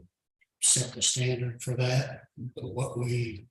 They have to upgrade under the road agreement. They have to upgrade the roads so that they can use if those roads don't, if the roads don't exist in a state where they could be used by without damage by their trucks, they have to upgrade the roads for use, and then at the end make repairs. Okay, good. There's no way that they could use that road to get in now. We've been out there and. Knowledge. First time it rained, the last time you used it. Absolutely. Absolutely. Yeah. Was that a motion on your part? I did make a motion to put that in the tax rate agreement, if it's covered in road use agreement. I'd like to be definitive about that. But you can add that. About what now? About the rebuild of Coke River 1327? Yes. Don't see the road number, but there is a general language. Yeah, that's. We can. I want Right, we can resign that.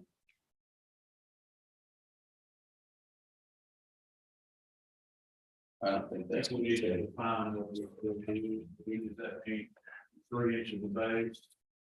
What does that mean? We need to define what rebuild means. Yeah. So do you want to put 3 inches of base across the top? For the I like your definition.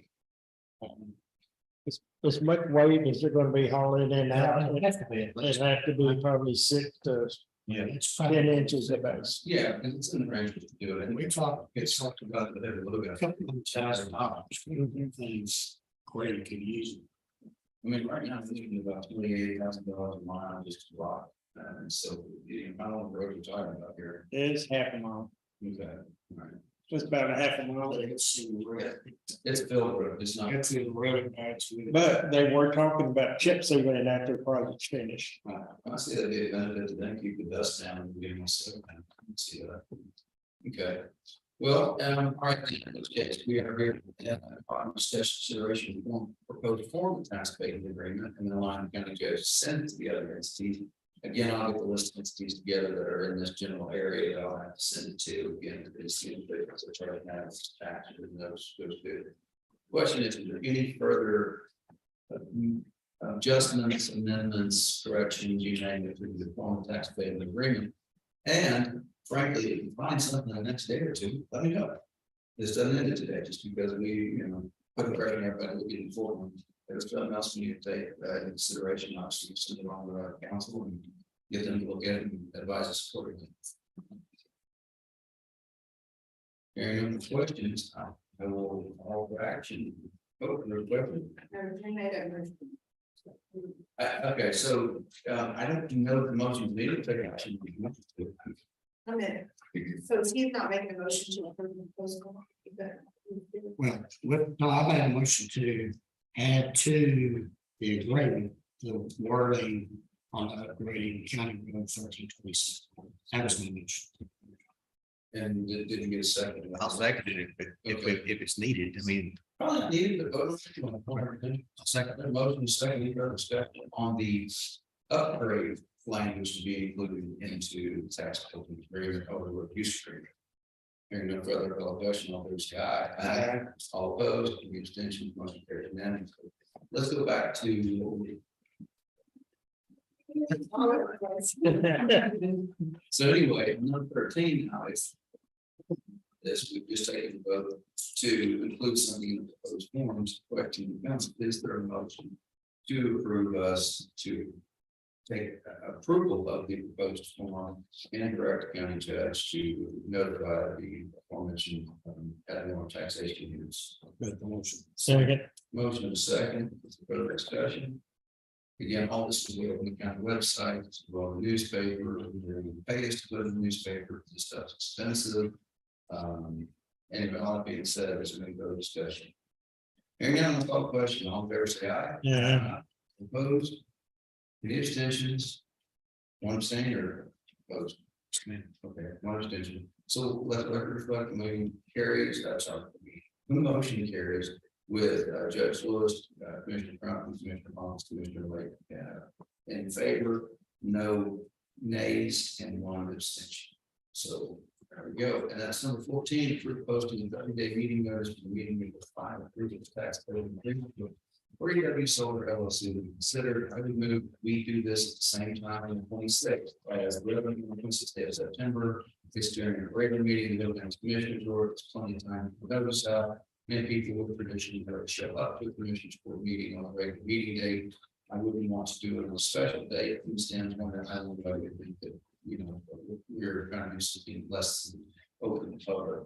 We can have disagreements, anything we want to. We're not going to try to buy anything. We're going to make sure that we're finding everybody gets these things. Very Motion. Second. all right, a motion is second, to approve the 30-day meeting notice, was the final approval of the tax payment agreement for the Solar LLC to be considered. That meeting will be set for 26th day of September 2023. Any further?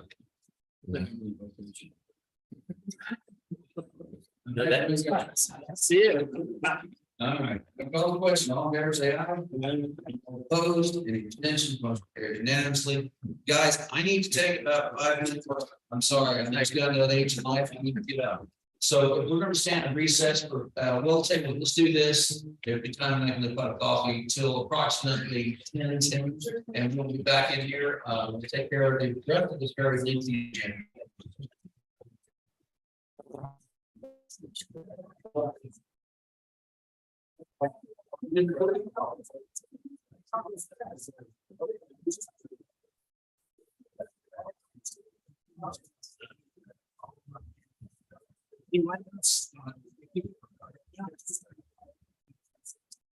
Okay.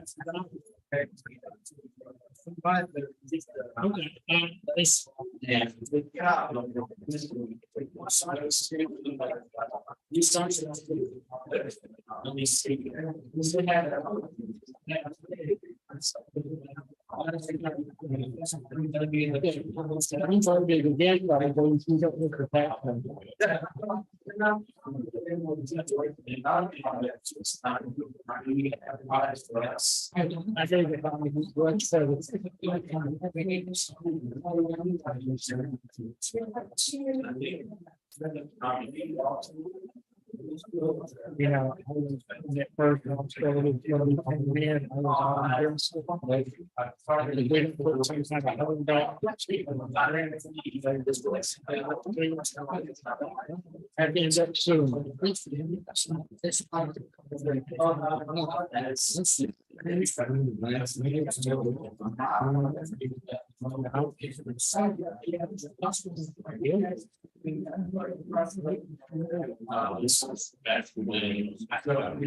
we don't know what's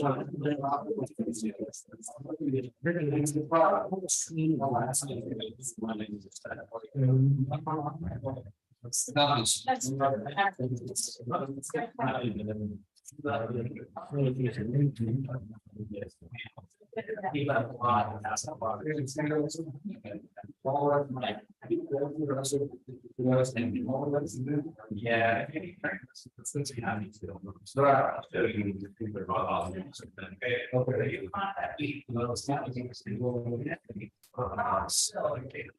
Yes, I mean, I think that's reasonable to do. Seriously, it's. Yeah. I mean, just say. Yeah. Yeah. Yeah, I just.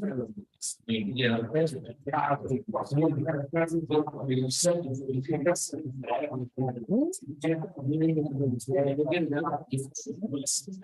It'll go in next month.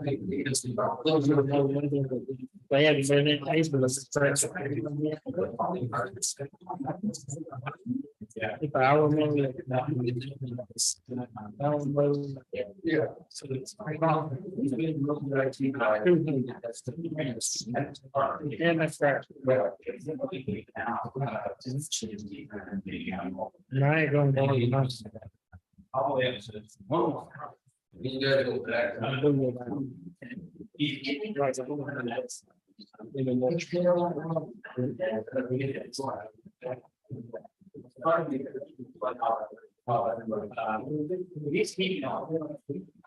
I'll say.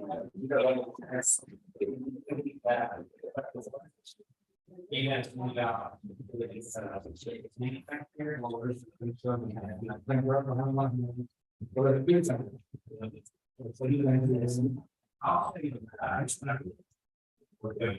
But I think. And it's else.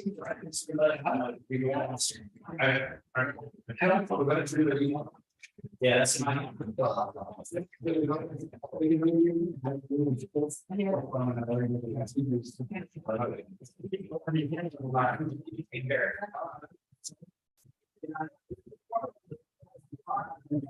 I just looked on the deck. Oh, yeah.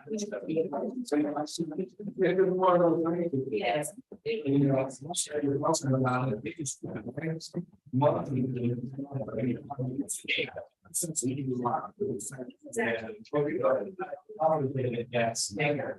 So I don't know.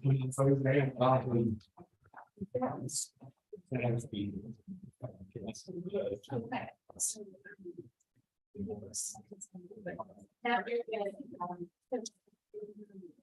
Harold, you got this.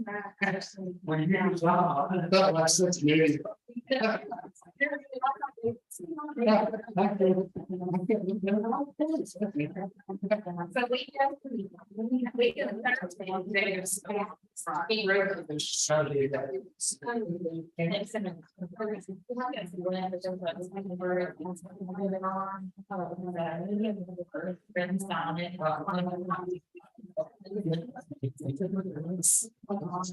Seems like I'm shower like this.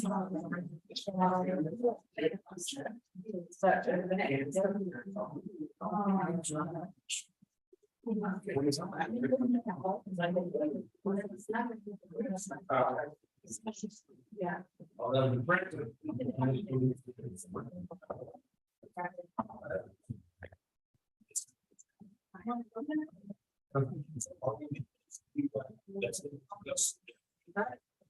Not put me to sleep. I think that's fair to say.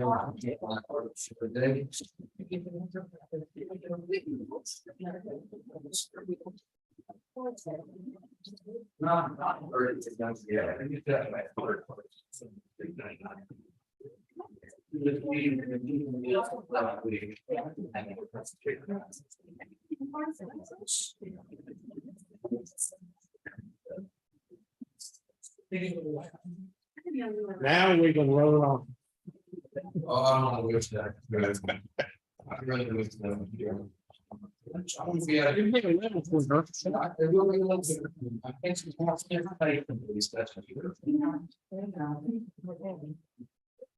can't get that.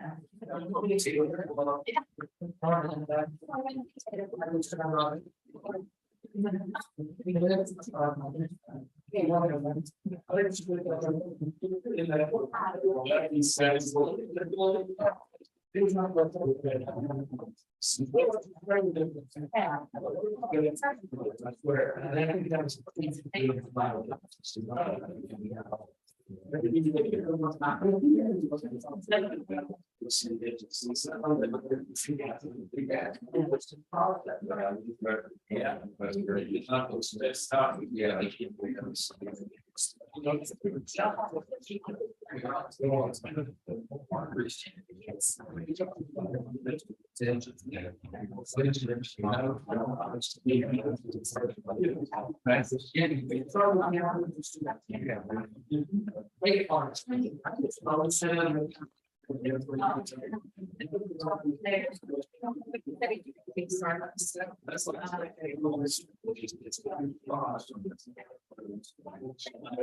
Jim Logan against the workplace.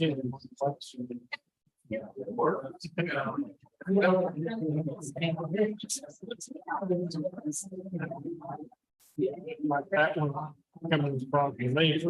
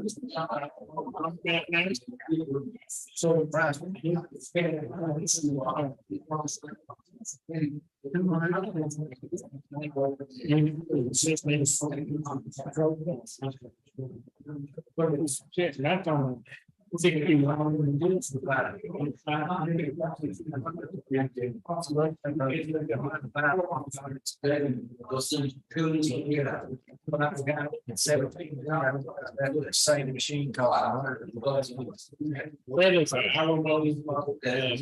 Salmon. I got it. How long?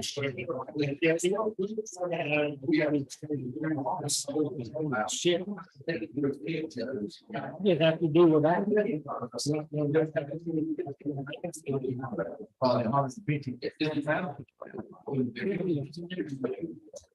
That's 25.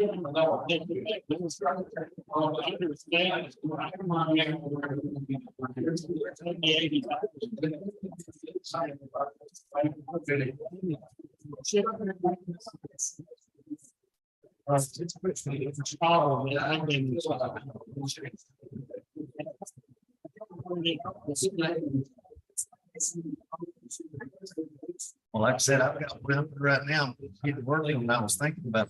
Replace it. I think you just have to.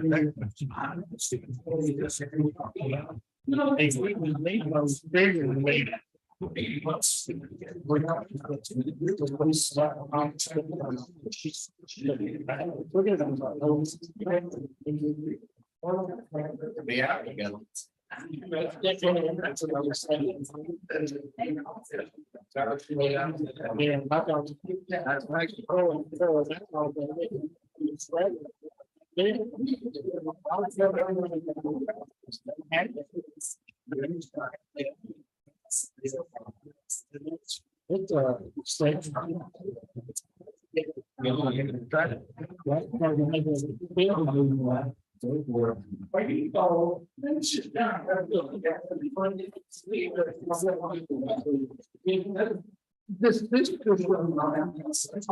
Yeah.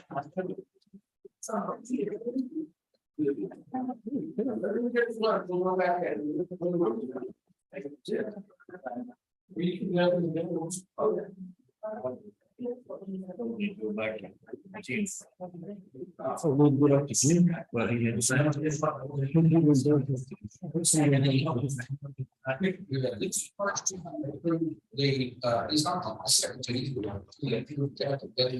Agreement on it, we previously made the investments on, you didn't notice.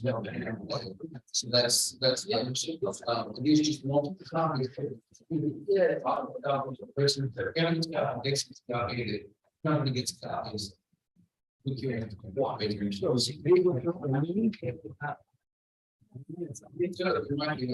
know. You need to mention. No. That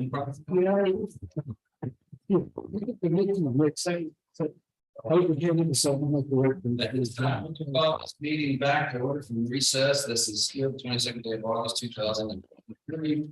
This is a continuation of the meeting we started this morning, August 22nd, 2023. The North American is still here, and we are still in the courthouse.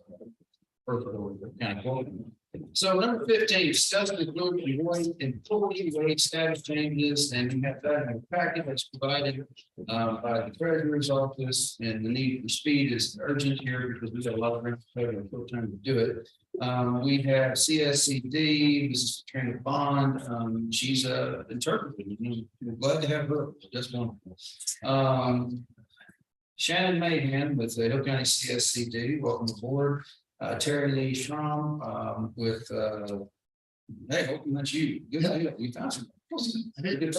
Good to see you. Great. We got some other wage status changes. We got staff regulatory qualifications, dispatch from Ms. Tiffany Davis, Mr. Michael Gordon. And these they're changing the FTO pay on that one. Ronnie, I know this man and I feel terrible. I can't pronounce his last name, but I think it's like a Plaza. Thank you. Nice, yes, man. Just I don't pronounce the last name. He transferred from patrol to transport. He's still trying to complete. And then we've had Mr. Michael in the sheriff's office move on. Greener Pastures was saying with the Harlan Evans moved on. So those are the wage status changes for this date. Make a Motion and a second sounds. To approve the employee wage status changes for 22nd, 2023. Favor say aye. Aye, all opposed, any abstentions, the motion carried.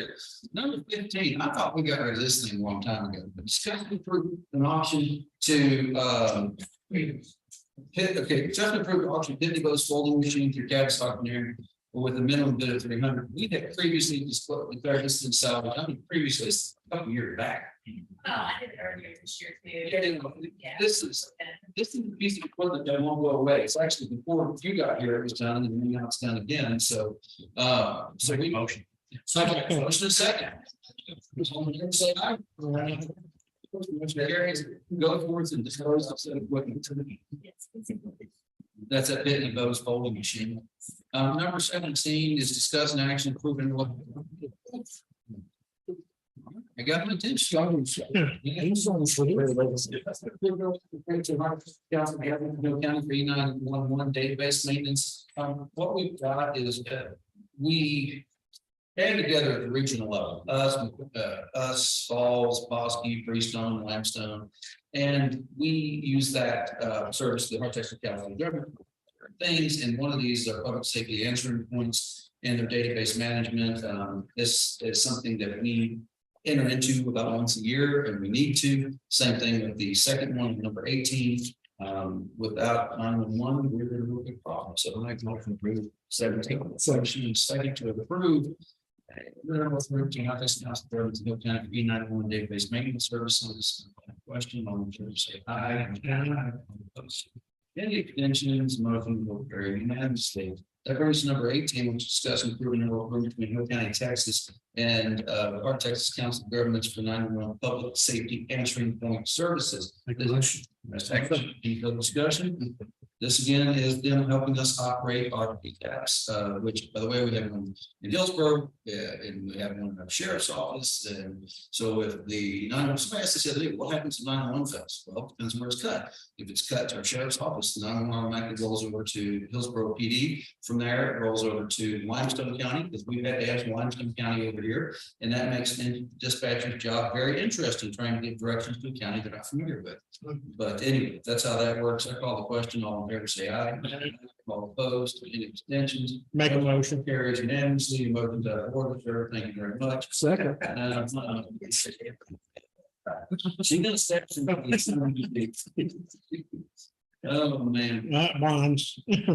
All right, so we're gonna move on to bond in just a second. I'm signing these because if I don't do it now, yeah, I'm not having later to do that, I think. And they're already signed by the COG, so all we have to do is keep our copy and then send it back their copy. That's what we package it. All right, number 19, discussion and approve bonds for this day. We have a notary public errors and omission bond. We have for the county sheriff's office, and that's the bond. Motion still stands. Second. Any further discussion? If not, all in favor say aye. Aye. Opposed, motion carries. Discussion on action purchase vehicle emergency management. Okay, that's the next two items come down to this. This before your time, but some of the other guys have been here. Years ago, we had a trailer, command trailer, if you will. So we went out on large operations, fires, whatever. We used to trailer. Back in the day, we had a single person. It just wasn't practical to have that one person trying to pull a trailer around. And we were doing it with Tahoe's. This trailer clearly does not need to be pulled with such piece of equipment. So we gave it back to the Council of Governments. Council of Governments has a parking lot, sits in, we call catalytic converters, and somebody broke into this trailer. Like this is still in there. They called, said you want it back. Talking emergency management, we do that, and we think it's place for it. However, that brings the problem that if we take it back, which we have possession of it now, that how we police it. And if we call somebody to come with a truck the other day, is not a good idea. So what we looked at is getting a different vehicle for emergency management, specifically for the radio administrator, Chris Jackson. What is this trailer contain? Radios, air conditioning, bathroom, computers, monitors, emergency supply. The van does not have this, or do we still have the van? We have a van. The van does not have the portability. This van does not come off with a piece of equipment. Okay. There's some smaller.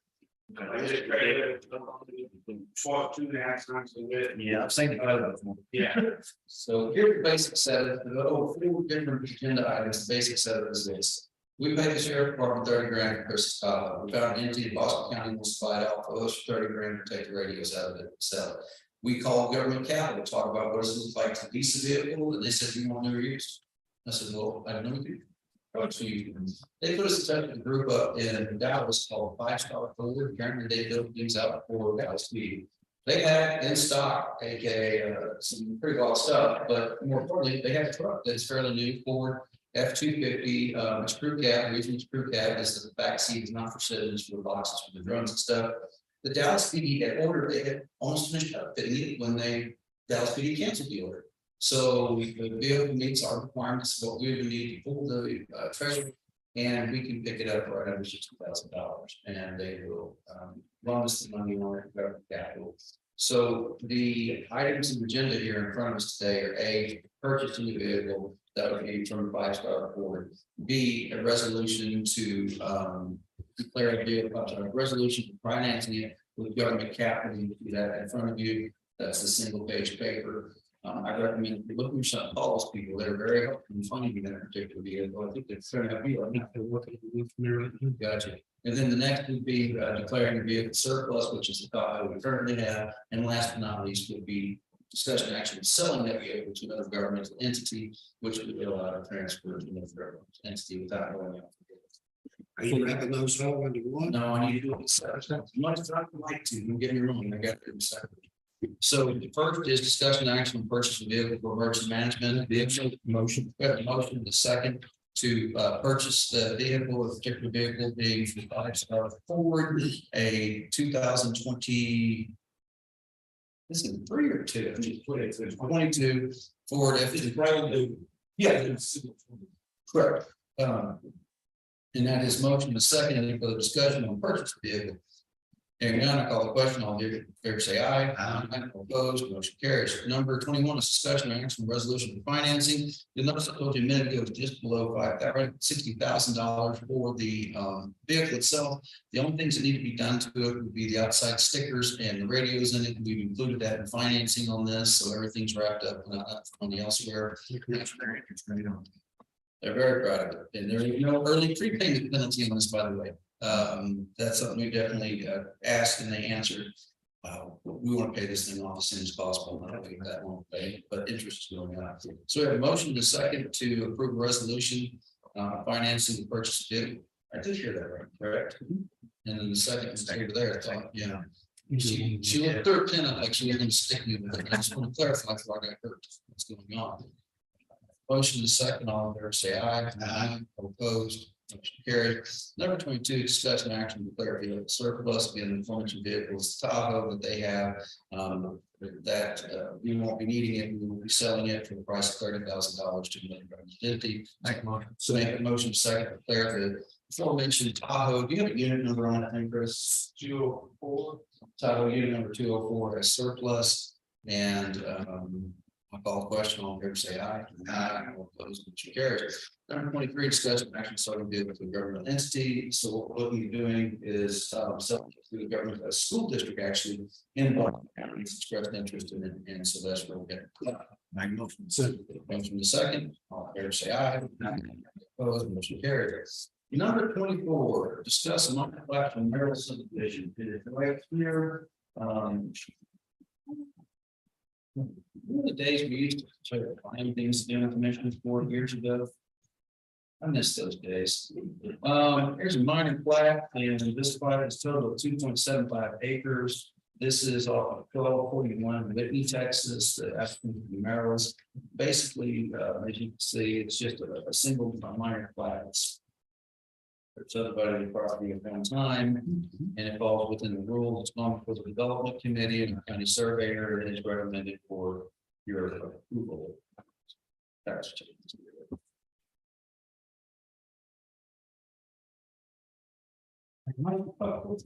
motion second to approve the minor plat from Merrill subdivision. Is there any questions, commentary? Otherwise, if not, I'll call question. All in favor say aye. Aye. Opposed. Is there 2 copies of this?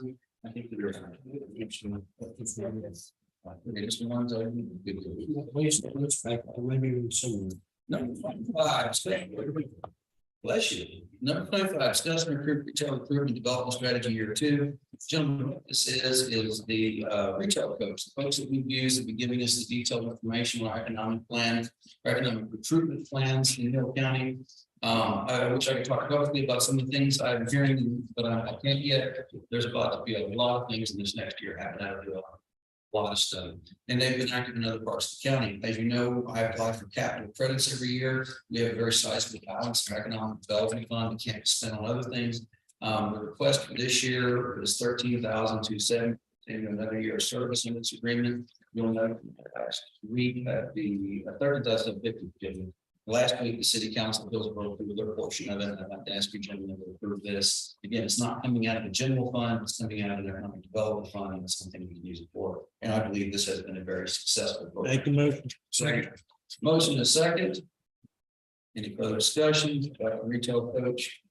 I think you guys, a year from now, we're gonna be sitting here really amazed at some of the things that we're going to see coming out. All right, all in favor, say aye. Aye. All opposed, any abstentions, motion carries. Number 26, discuss and approve advertising for bids to obtain vehicles from Constable Precinct 2 and 3. Justin's vehicle is a limit. I'll say it out loud. The vehicle he's got is a limit. It wasn't for warranty. We jacked it forever. We finally get the thing fixed, and now it's throwing lifters. So how much more money we want to sink into this thing? And I think it needs to go. That's all there is to it. The other is Kyle Cox is driving, the deputy constable is driving a vehicle that is numerous years old at this point, and over 10 actually, no, more than 10, 15 or 16. 15 is, yeah, it's that was a 7, so 13 years old, sorry. That was a 7. That vehicle, back here, it's like 7. Nice, nice. You're saying it's cherry, just drove to church on Sundays, right? Right. Yeah, I heard about that. He's out in Paul's for the paper with radiator and loads of things. We got that's good. That's it's like that 3-wheel backhoe they used to have in the second one. In theory, it's not that bad. In practicality, it does nothing. So you guys remember that I bought my field. That was too funny. Anyway, so they're going to obtain bids for vehicles. How we're going to pay for them yet? Probably going to go through financing as well. They're getting that stuff together. Justin brought some things, some ideas to me, but the local entities are not on the buy board. So in order to participate locally, we're going to have to go out for bid. So it'd be my motion that we would advertise with bids to obtain vehicles for Constable Precinct 2 and Precinct 3. That's one vehicle per precinct. So let's motion second and further discussion. Hearing now, I call a question. All in favor, say aye. Aye. All opposed, the extension carries. Number 27, discuss and approve communication system between Hill County and West ISD Police.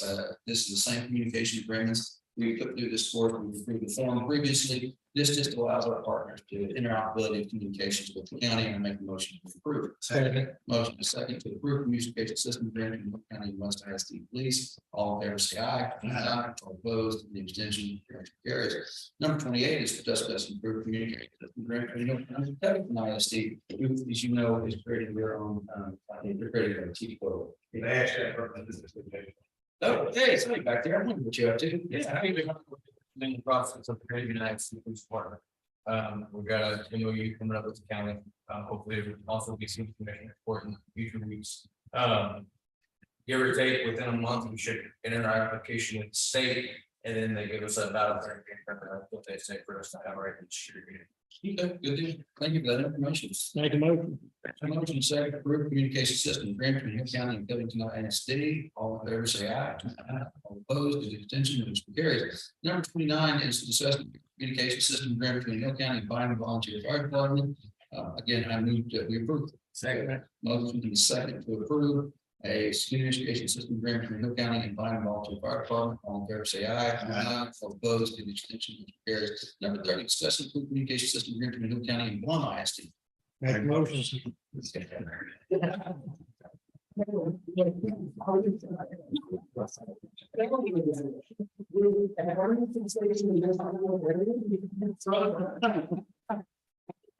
made a motion. I guess that in further discussion, slow down just here. Not all here say aye. All opposed, motion carries. Number 31, folks. So let's pass a few things here. With Evergreen did their presentation, I think they're gonna be with us today as well. I'm getting you as personal information on it because we would never do that. This, and we didn't build this on part of personalities.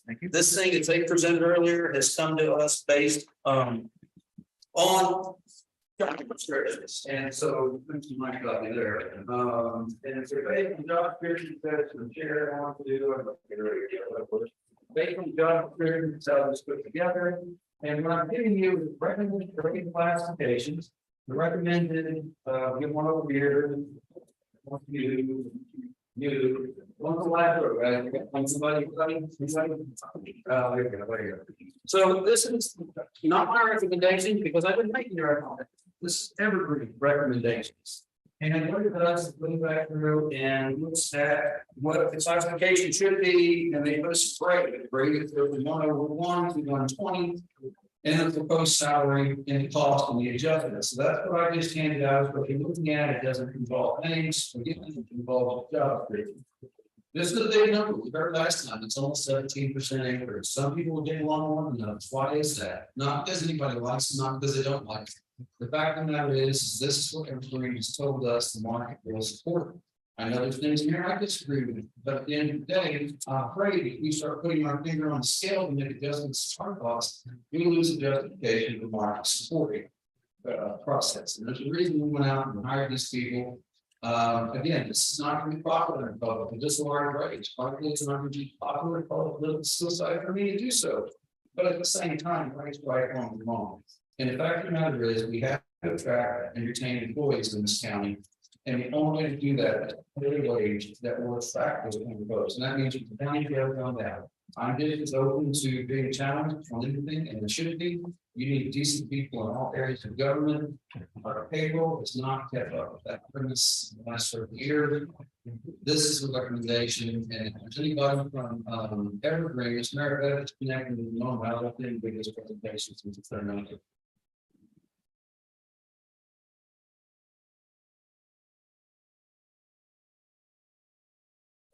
Mary Beth, are you there? Yes, hello. Hey, so Mary Beth, I'm just judging. How are you today? I'm good. How are you? I'm doing well, thank you. So what I mean, that's the connection to the partial printout of the work. You want to believe, and what it shows in my handout, recommended classification, recommended grade, proposed salary, cost, and percentage adjustment. Any general comments you would like to make over this process before we open up any questions post meeting?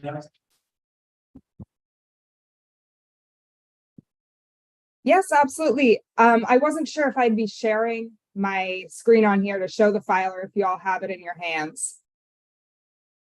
But it looks like you or we have a handout, most people have a copy of the handout. Okay. Yeah, well, I can run through it. Okay. Do you have each of the, I guess in the handout, does it show all the 4 different tabs that were on the file? So the new proposed pay plan, position grade assignments, database and all that? I did not show all 4 of the tabs on the workbook. I just went with the tab on recommended classification on employees. If you want to share a screen and share that, that's fine. Okay, sure. I didn't want to kill the whole forest, just a couple of trees.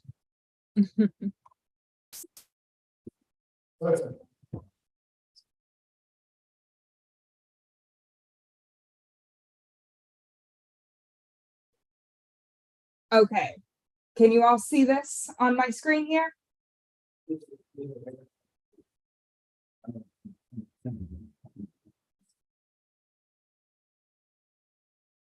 That's what we do.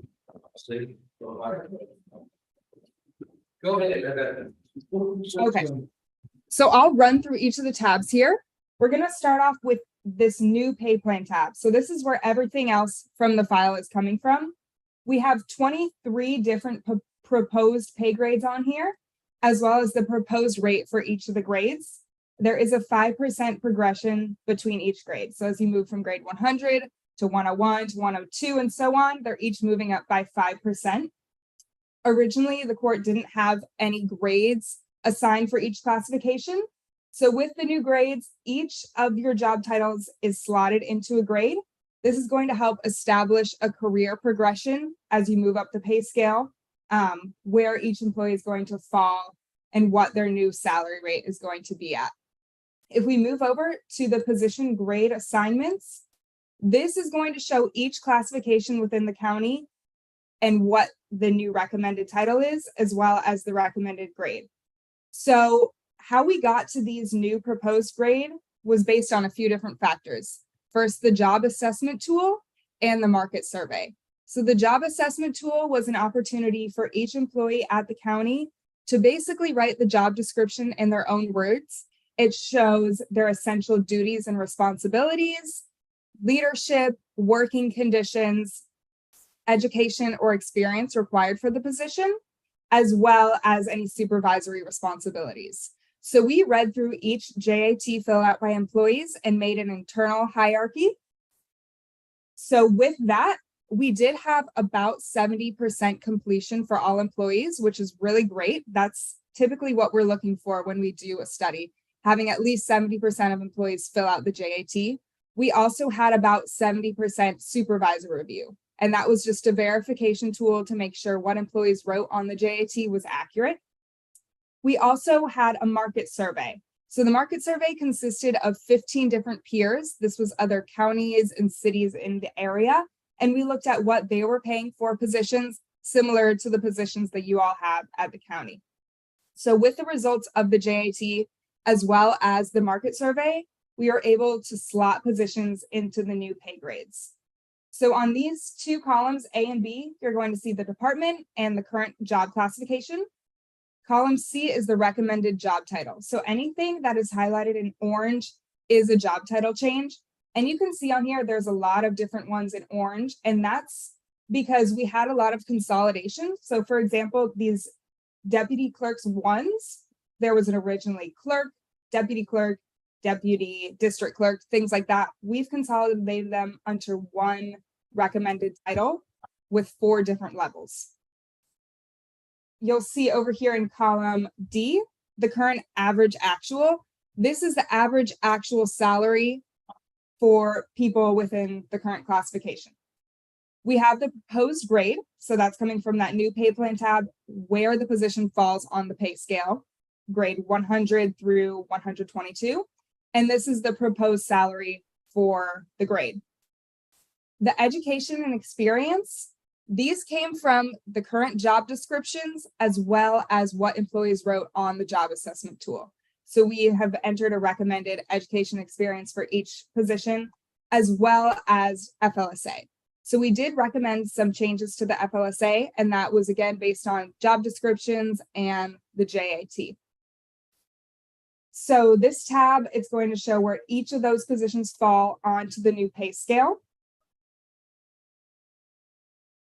I believe you all have this employee database tab.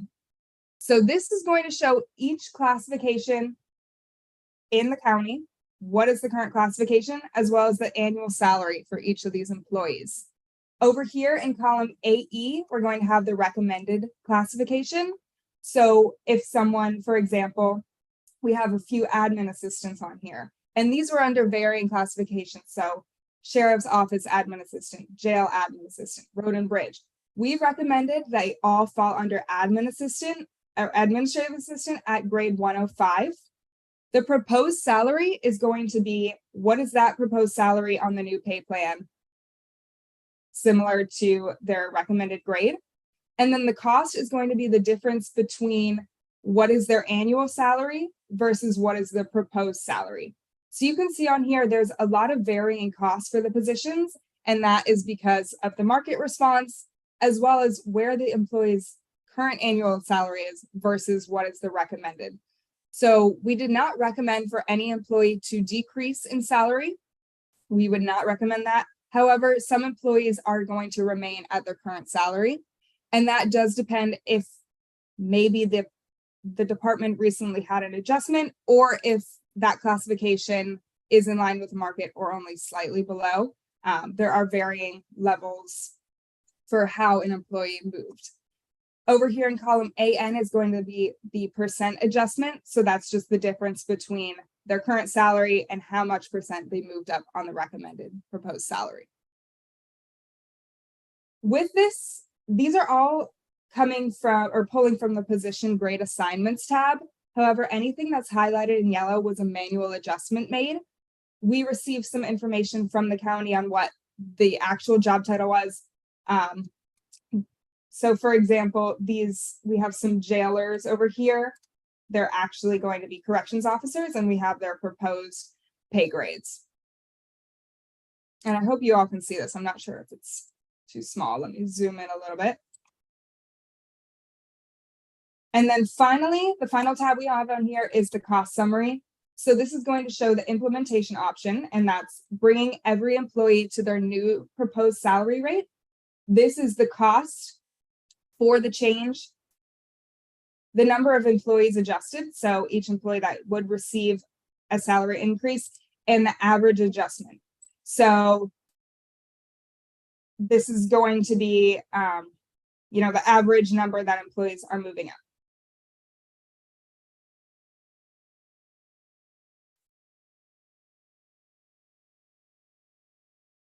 Does anybody have any questions on this or anything that I need to explain further? Go ahead. Well, yeah. Just going to do this.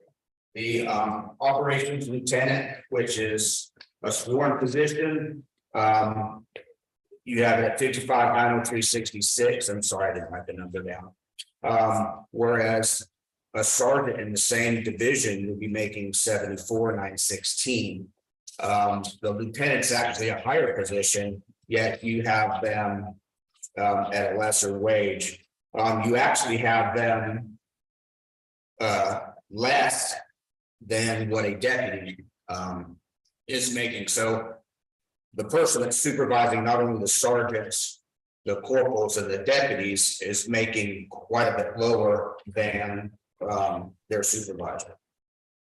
And that's still 36.4% increase in current too.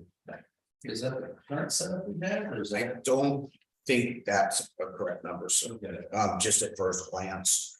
Also too, so we have sergeants that are in the jail. They aren't necessarily sworn. One happens to be, but most of them are civilians. So you have a jail sergeant at 58,698, which typically aren't sworn, and you have the sergeant over the bailiff who is sworn, making the same thing. So normally we pay sworn more than you pay what we term as civilian, which is, doesn't have the rest of the work. And then you actually have, I'm sorry I didn't look it up, but I think you actually have a corporal deputy making less than a patrol deputy. And that's just some of the ones at a glance that I haven't touched. And so take into consideration the sworn versus sworn, I just took our payroll well and I loaded it. So if there is a like that, if you would need to provide something to the area, that's gonna be helpful. Yes. Thank you. Yeah, not my numbers, not my justification. That's, here's it brought them in here so they can talk about it. What else we got? Question? I'm curious why there are so many deputies and such that are actually showing to be paid more than the soldiers in a couple. Like both of Aaron's guys are supposed to be paid the same amount as me. And I'm very curious as that. I mean, I know longevity doesn't have anything going into this because I've been here almost a decade. They're both brand new. I have multiple responsibilities on me that far outweigh what they have responsibilities for. I'm very curious as to why we're set at the same rows. So what's the justification for the difference between deputy election administrator 105 and yourself is what on this one? Indigent healthcare. No, I think it's 105 as well. it's 105 as well. Okay. Well, we can ask that question, find out how they put it that way.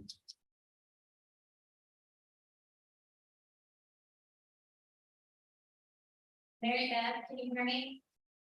Yes, I can hear it's cutting out a little bit when people are speaking. Or it just sounds distant. So I want to make sure that everyone knows that It's if they're gonna work on is this better, Mary Beth? Is this better, Mary Beth? Yes. Okay, so I want to make sure that everyone understands that part of the reasons you're seeing certain numbers is the lack of responses to the JATs are not being thorough enough on the JATs. So you don't have a lot to compare off if you did not do your survey or did not do your survey accurately or fully.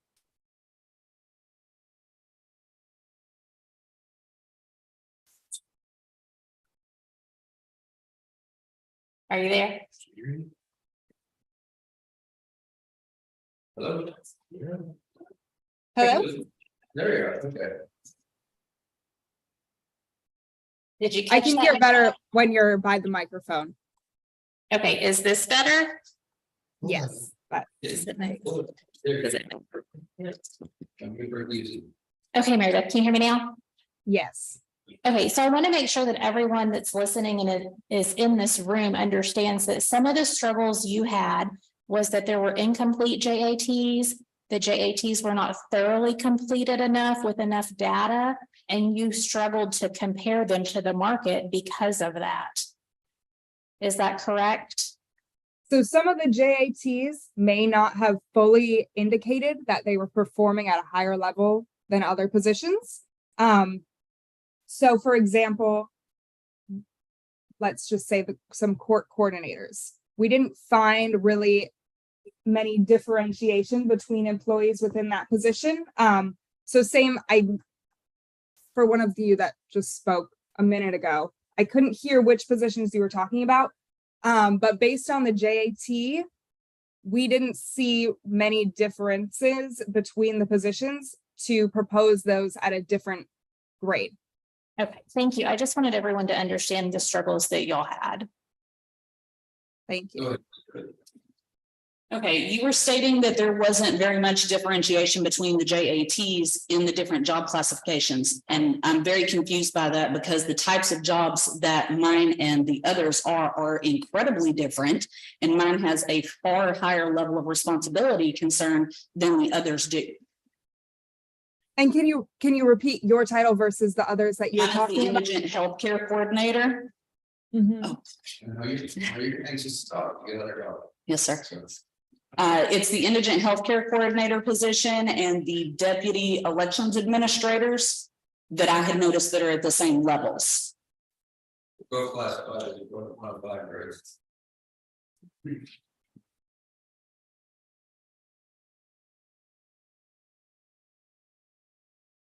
Okay. We can definitely take another look. Second round, we may find further differences between the positions. I'd have to take another look at the JATs that were submitted. Okay.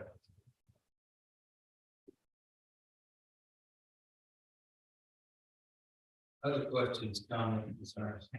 And I think we'll follow these are the recommended grade. There's a 107 grade, which says deputy, and then there's a 111 that says deputy sheriff.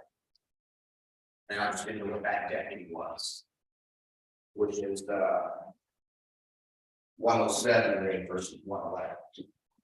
That's gonna be the deputy in the clerk's office, I believe. Okay, And I'm just cutting the names off this for privacy, kind of make that a little more difficult to. Yes. Ascertain, yes. Okay, all right, thank you.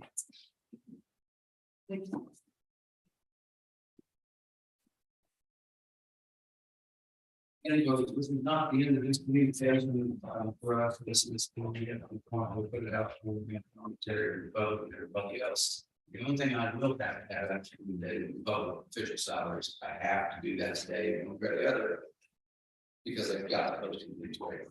But we need to have it happen, working on our timeline, trying to make sure that the questions were asked, and a lot of questions sent in to us from commissioners, from others. And we forward those on. I have put all of my questions to the treasurer, then forward to Evergreen. I'm not putting my finger on the scale, you know, the deal is, this is what the market analysis says. We have questioned things in here, some of them I agree with, some I don't, but it doesn't.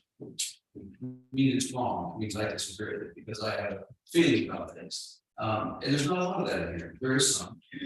And every time I've asked a question, I've got an answer back that justifies why that is. So. Again, I don't think it's wise to go in and do a bunch of changes, really didn't need to be like this person, that person, but issues like Mrs. Goods. Whereby you have a job description that does seem to have, at least has a greater level of responsibility than this other job description. Just give me an answer on why the difference what I'm looking for. If they can justify it, that's fine, great, but I need to be able to justify that. If it's not correct, then let's look at it again. So. Go ahead. And so just glancing at the category for the 120, which is district attorney. And then the figure, it's like 18 grand. It's correct. We don't get it. Okay, so we don't take a district attorney and the district judge. How that works, district judge has a base salary of 140,000 plus years of longevity, and then there's a maximum stipend the county can pay. Anything you pay to the district judge, I think he's at 195 on change, 195, something like that. Then anything you pay the district judge, you have to pay the district attorney, it's the same. So district attorney again paid from the state of Texas, which you're looking at as a local stipend is paid on those. I get that that's confusing, but that's our payroll is a nightmare to run. I really feel for the folks in the treasury and the auditor's office that have to do this. Because when you start getting into supplements, which are on this, it really is crazy quickly. So, good question. Thank you. That same question. Yeah. So I was looking at ours, so it did help us some. Few thousand dollars, puts us still about 3,000 less than the JVs. But I know for some of the people that we were compared with. So if you compare it with Johnson County, Ellis County. So some of these counties they don't compare with, like some of all the neighbors throughout the county. But there's some people that is compared to on this, that all they do is send it to JP. That's a significant difference in the job titles. Because if you're comparing this with Boston, Hamilton, they only handle the JP parents. They're not serving things right. The sheriff's office here doesn't serve them. We do all. So we're responsible for risks. And I just feel that it's probably not a good analysis of what our job probably really is. I mean, as an elected official, you know, we're always with what we do. The deputy sheriff that is hired by the sheriff is making the same money as I am to run the laws. And I feel that I have a greater responsibility to the county, to the taxpayer dollars than one of them. Other question is, we got just got this and looking over it. Don't blow my hand off with it. Well, there, I didn't make this money stuff. I didn't make any Question about something? What I want to do is send everything to one point. I would rather all of the treasurers to the overwhelming because I think lots of them have the same questions. And it might be easier function just to hey, send an email to the treasurer who can then forward it to them. Yeah, this thing can be a question for sure. How much movement there is, I don't know. Good question, plenty. And quite frankly, you know, we come back now, hey, this is a number just might suggest. And I don't know what varies from what the market suggests. However, there's mistakes in here. It's operations lieutenant that's in charge of another lieutenant making less. That needs to be correct. I think for 20 justification. So I'm not telling anybody don't ask questions, ask the questions. Just know that at the end of the day, there's a limit on how much further this thing's going to go. And that overall number is limited how much further it can go. So those are things to know. Yeah, please, it's really put it out up so we can have questions about it, we can have conversations about it. But as for point of contact, definitely passing on the treasurer before and all. That's what I've done this entire process. I ask you guys to do the same. City point of contact. So on the recommended grade 101, is that entry level for the deputy clerk one? There's a deputy clerk trainee position that you do not see on here because we currently have a position. Is that the 100 level then? It is a 100. Okay, so that's the entry level.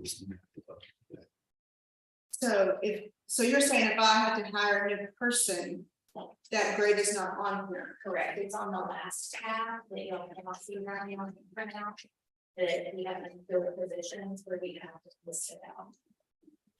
So right now, we have this is not for 30, but we don't have a student tool or staff. They're gonna give us the salary that we can for. So there'll be a salary for every grade from 100 to 121. Even though we don't have some 100 to some. And it's not. So you're vetting record clerk training with 5% less than.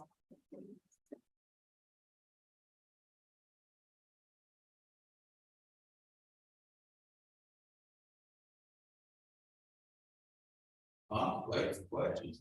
We're going to the next line item after this figure. Which is elected official salary. Well, there's two, well, yes, we have two actions, discussion action and then elected official salary. We can talk about elected official salary. You know, 2 years ago, we discussed about bringing the constables and the JPs up to the current elected officials. You know, at the other offices, even though we're precinct level. Guaranteed almost every month was supposed to pay for it across the county. I know there's times that we're asked to go outside the county, Greg is asked to go a whole lot further outside the county than most. If there was a chance of ever being able to grow in the office and be able to hire staff and have a deputy below them. I'm looking at having to start that deputy at the same page that I would start at. Based off of this paper here. If you go off what this paper is saying, the constable salary should be. And then a deputy, which would be the same as deputy sheriff, the same as my office. I would have a deputy below me to be deputy constable, and it would be relatively the same as what this is proposing to me. I don't see a deputy constable doing any less work than a deputy sheriff. It's just two different offices. Yeah, the current proposal is bring that office up from $20,000, basically 4% increase in the current pay that. Yes, sir. And I see that, but if we're looking into the, you know, say next year we grow up and you say, hey, we're gonna get everything you did, this is just forecasting, it's not. But if I'm starting off with the city, if my salary is the same way as what a deputy sheriff is making, which I'm trying to justify to the honest commissioners, that if I'm hiring a deputy constable, I expect him to be taken care of the same way a deputy sheriff is. I mean, we're not having any room for growth at all there. I disagree. I think there's a lot of growth. I think we can argue the numbers and what job types are. I agree with you on that all day. Yeah. But I think there's room for growth. I'm just saying in that specific event, if my salary is sitting the same as a deputy sheriff's salary or pay. If I was to hire a deputy constable. Be 6,000 below what this is. If this holds, would be 6,000 below your tax. Because it moves the deputy up. If you look at page 2, the deputy constable, and I hate to talk about this one because there's only a single person in the county with that title, and so we know we're talking about.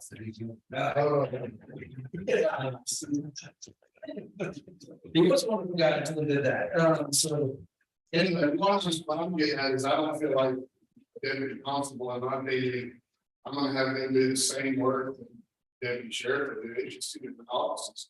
Yes, for a precinct level, but if anybody has a paper out anywhere in the county, where they're called, it's like the sheriff's office is. And that's what I'm getting at, that's, you know, my arguments in the courts would be that, you know, a guy will be. No, well, yeah. And I'm recommending this to you guys. We had no hands. We don't. Do me a favor. Anybody's gonna write it down. Put the argument in writing. You know, send it to the Righteous Achievement Board. I think that's really the best way to do it. We're not saying we value anybody over anybody else. It's not. This is an attempt to fix something we've never been able to do before because we can't all agree on anything. And no one's going to agree on all this. I'm sorry. As much as we're going to try, we're not going to make everybody happy. We know that about that. However, at the end of the day, we need to act as we can. This department is what any question, Mr. Chairman, if you say the duties that this officer do and I should do. Why are they following what we do? Man, it sounds but we have great things. We can't justify our duty. That's all I have to say. And I will say that these recommended classifications, they may not be the same job description as what your current employee is. So we might have to figure that out. There may be some apples and oranges here between, I did not put that in printout, what the current job description is versus what this is. There may be some apples and oranges here, but, Can we just get to the information of who they compare us to? And I can see that list in an email and what the letter is listed. yeah. All the counties, everybody that would compare to, well, we can look and see. Well, this is not that. And, you know, the JPs and constables, we've always been the lower end of the barrel shit, but I feel like, you know, in the past few years, the county has changed a lot, where we have, you know, working constables, we have working JPs that are out, you know, doing far more than they've ever done. And, you know, not saying own anything, but it would be nice to have reflected, you know, how much we did here for the county versus other counties, like Constable Wilson. There's a lot of counties where the constables don't serve papers in the county, or even JP papers. A lot of constables won't pay the other courts, and then JP work for. You know, if any judge here, including yourself, was calling say, I need to move. We'll drop what we need to come out and get. It's just comparing those agencies to what we do. Yeah, and again, I got, they did, it represented me to compare those comparisons with these results. Again, I say send the email, Rachel, and send it to them.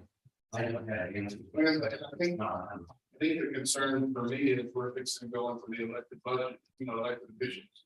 You know, salary, that's neglect.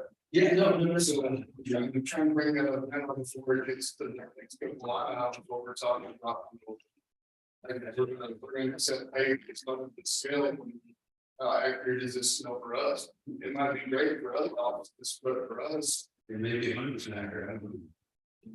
Well, I know Johnson County is really $2,000 a year. The Ellis counties in the high 70s. You know, They have a lot larger population and they have a lot more money to spend than we do.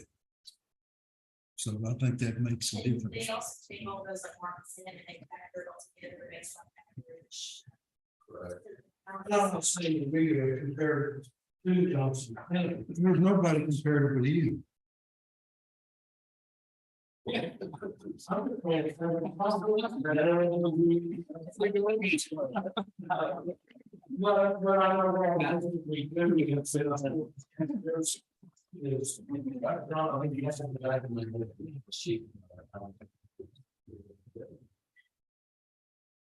what you guys saying, I know it's like. Yeah, I appreciate what the courts have done on this one. There's a lot of great information, there's a lot of good stuff in there. At the end of the day, this is not the end of the season, this is going forward, this is starting with us this year, and as we have to. Stay on top, I mean, and you're the best we stay on top of things, we find ourselves in a very tough position, and have different conversations. We did, that's what we did. We let the vision get the best of us, and we get the can. Then we had COVID, and we were having our own success in this county with the ability to bring in business, economic development has made us worth the job market isn't what it used to be. Where we used to be the employer's voice in town, we used to have piles of resumes, now we've got CDL jobs open for a year at a time. And people that are getting what we need. We're not able to retain people in the sheriff's office, we're losing people in the clerk's office, we're gonna have 4 people retired from the district clerk's office next year. Can we hire and attract the kind of people we need? So the individual numbers, at the end of the day, we're not gonna make everybody happy, I know that, but what we're trying to do is move the whole ball forward. And try to make it where in the future, our pay is trash, because that's what it is right now, it's bad, our pay is bad. And we've got to fix it, and there's stuff in here, again, I don't agree with all of it, but it's either. Do something or do nothing, and I don't think doing nothing is an option, I really don't, I believe that we put in a concerted effort here. People who participated, those that didn't, I'm sure they'll regret that at a later date. I hope we do this again in the future, and we will have to do this again in the future. To make sure that we're staying on top of our top items, that those participation rates go up. I think that people understand more what this is all about. But the question becomes, how much of this is going to change? And I think the answer is, Ask them, find out, that's the answer, is any questions on employee concerns to treasurer, just send them a meeting back to us.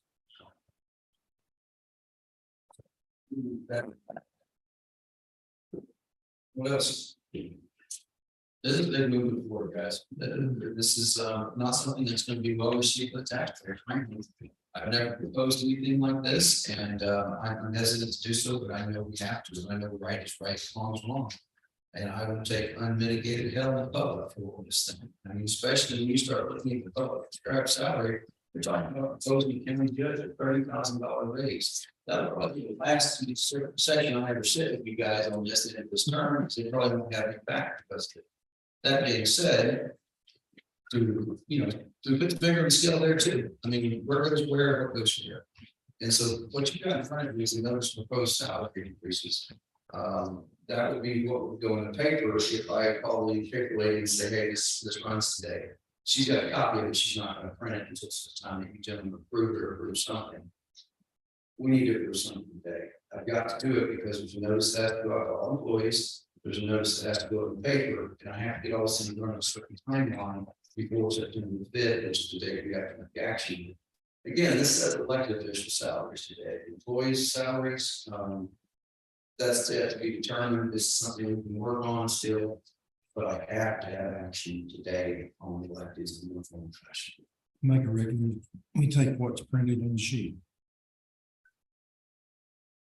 Is that a motion? That's motion, yes. There's a motion to approve the salaries for elected officials as proposed by everyone. Is there a second?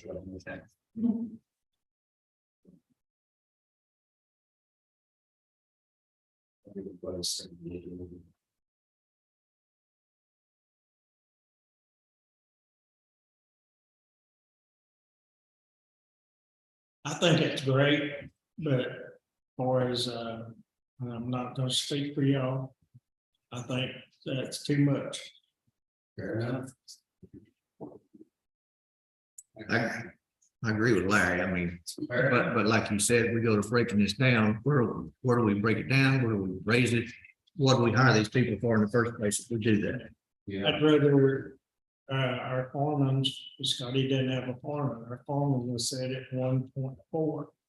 I think they should be set at 3% with the rest of the employees.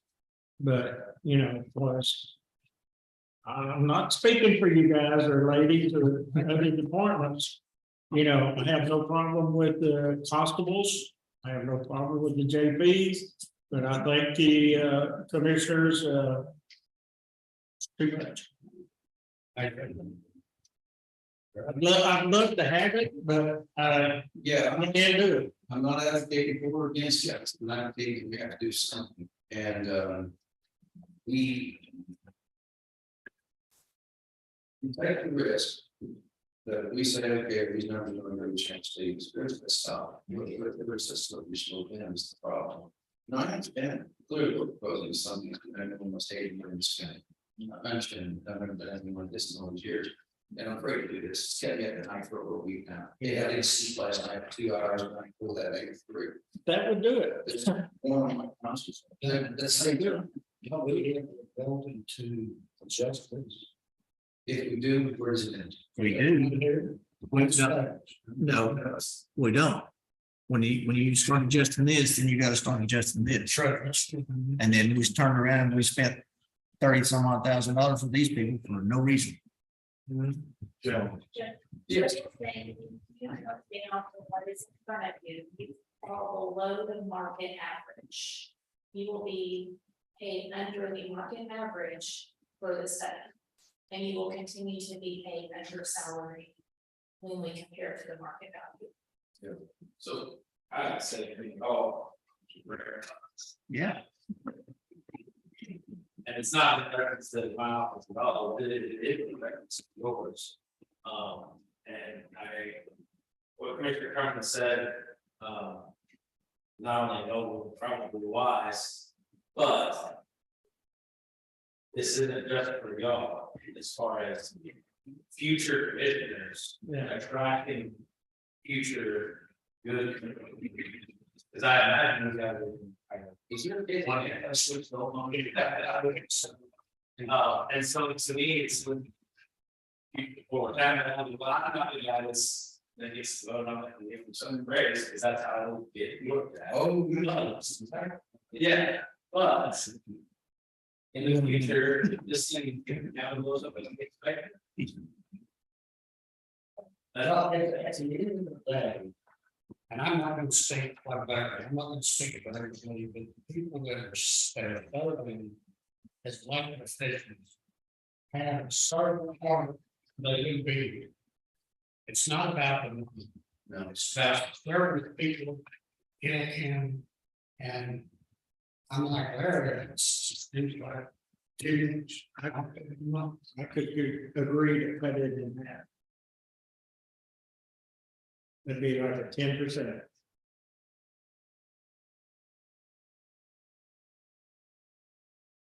You know, I knew what this job paid, right? Like a survey.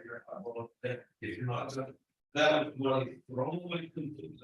Is that what they tell you? Not necessarily. That's why we did it. For part.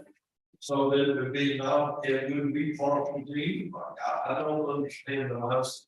I find myself in the same position, and it's a helpful position. I really not on paper that it's science to me. You know, that's, I wouldn't, I'm not from the get-go, so that's for just maybe, hindsight would tend to best say, here, I'm making my promise. That makes a good point.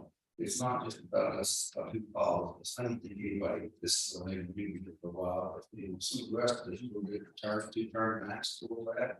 Who follows us these jobs? You don't get the sheriff, $91,000, you can go up to Ellis County and go over there to make those numbers. I mean, that's just the case. How do we attract new people to this job? I'm not trying to attract anybody to the job, I'm just saying, if you want quality people, we're going to have to pay a market rate. And again, it's always go with their state because it directly affects you, and no matter how you say this, the public, there's a certain portion of the public, at least, is going to say, oh, they're just enriching themselves. Okay, great, I'm probably really enriching the next guy. Actually, that's how strongly about this is. It's just, if we don't take the advice that we pay for, what good was the advice in the first place? That's my fear. And man, let's just cut past humidity, but we have to do something. We can't continue on the path alone. I can just say something real quick. With the costs, I understand that the costs are very significant, but we wanted to ensure that you're all competitive with the market. You're able to attract and retain the current employees you have. So that's why it is really important to make sure that you are keeping up with the market. For example, next year and the years following, the salaries, if they remain as is, they could fall even further behind the market average.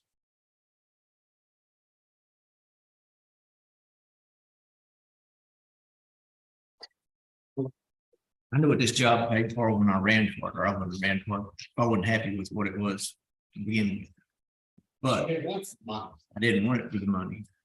But money being said, when I started this job, my guys were making almost as much as I was my first year as I was a commissioner. And over time, their salary has came up, our salary has came up. So, I'm like, Larry, I'm fine with what I make. I don't have a problem with that, but I'm also in agreement with Shane and Judge. We can't sit here on our hands because 20 years from now, they're gonna have to bump our salary up, not my salary, but this table salary up 50% to get to where everybody else is. So do you take baby steps or do you take giant leaps? I know this looks like a giant leap because we've been taking baby steps. So That's why our system is like that. exactly. Because it's never been caught up, so we continue to be in that bottom. At 2%, 3%, but now we've allowed it for so many years, now we're 19%. So the longer we push it out, the higher the percentage. Oh, I agree wholeheartedly. And it's the function of our fault. This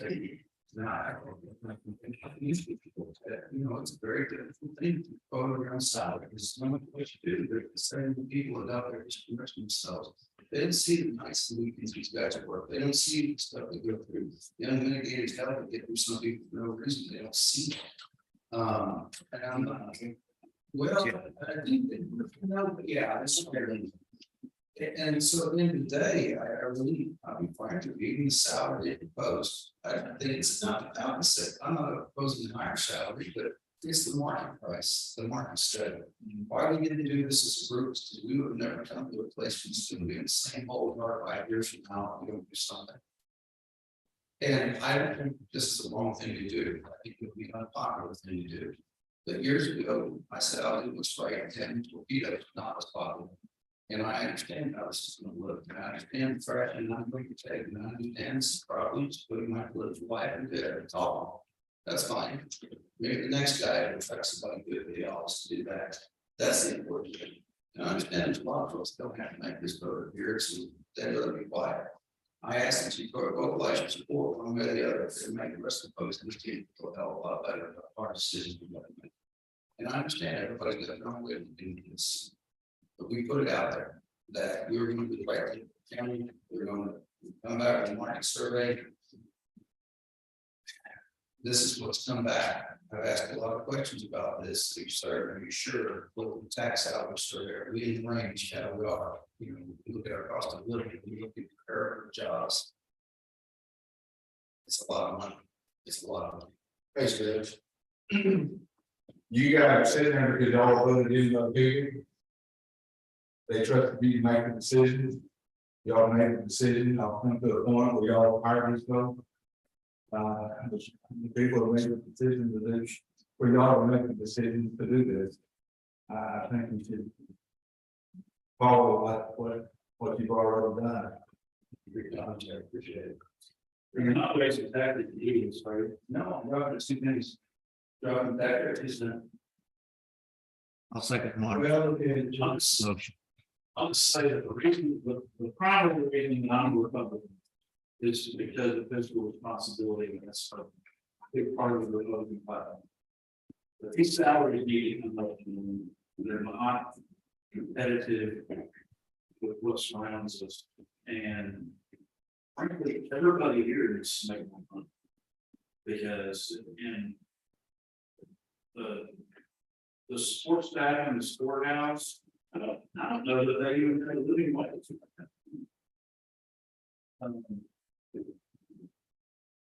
The term I used talking to the judge yesterday is, I think you just rip the Band-Aid off and do it, and we move forward. Yeah, you're gonna be criticized in public, no question about it, but across the board, we're below. I think that everybody's just the case, that we really are all what we thought we would do.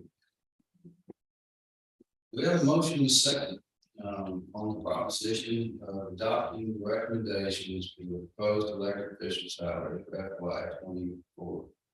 There's a further discussion.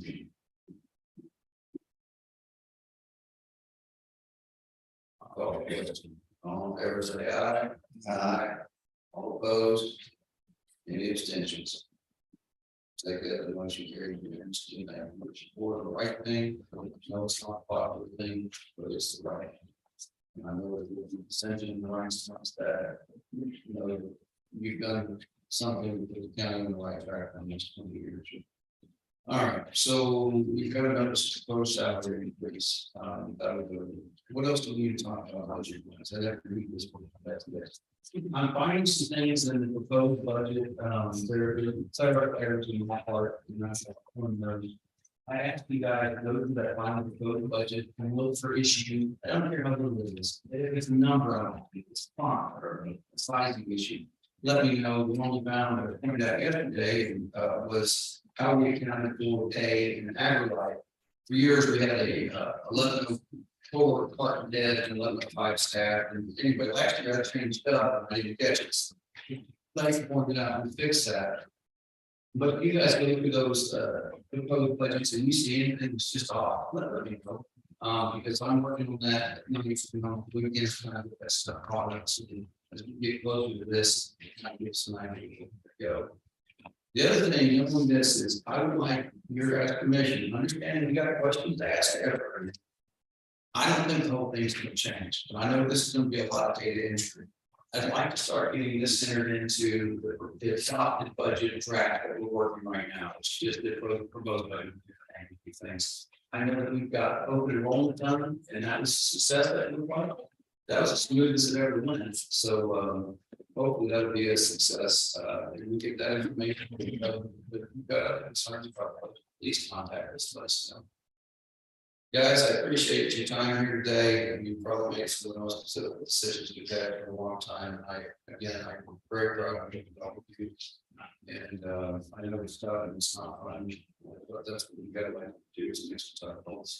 So that being said, I don't have anything further to very brief and that anything further.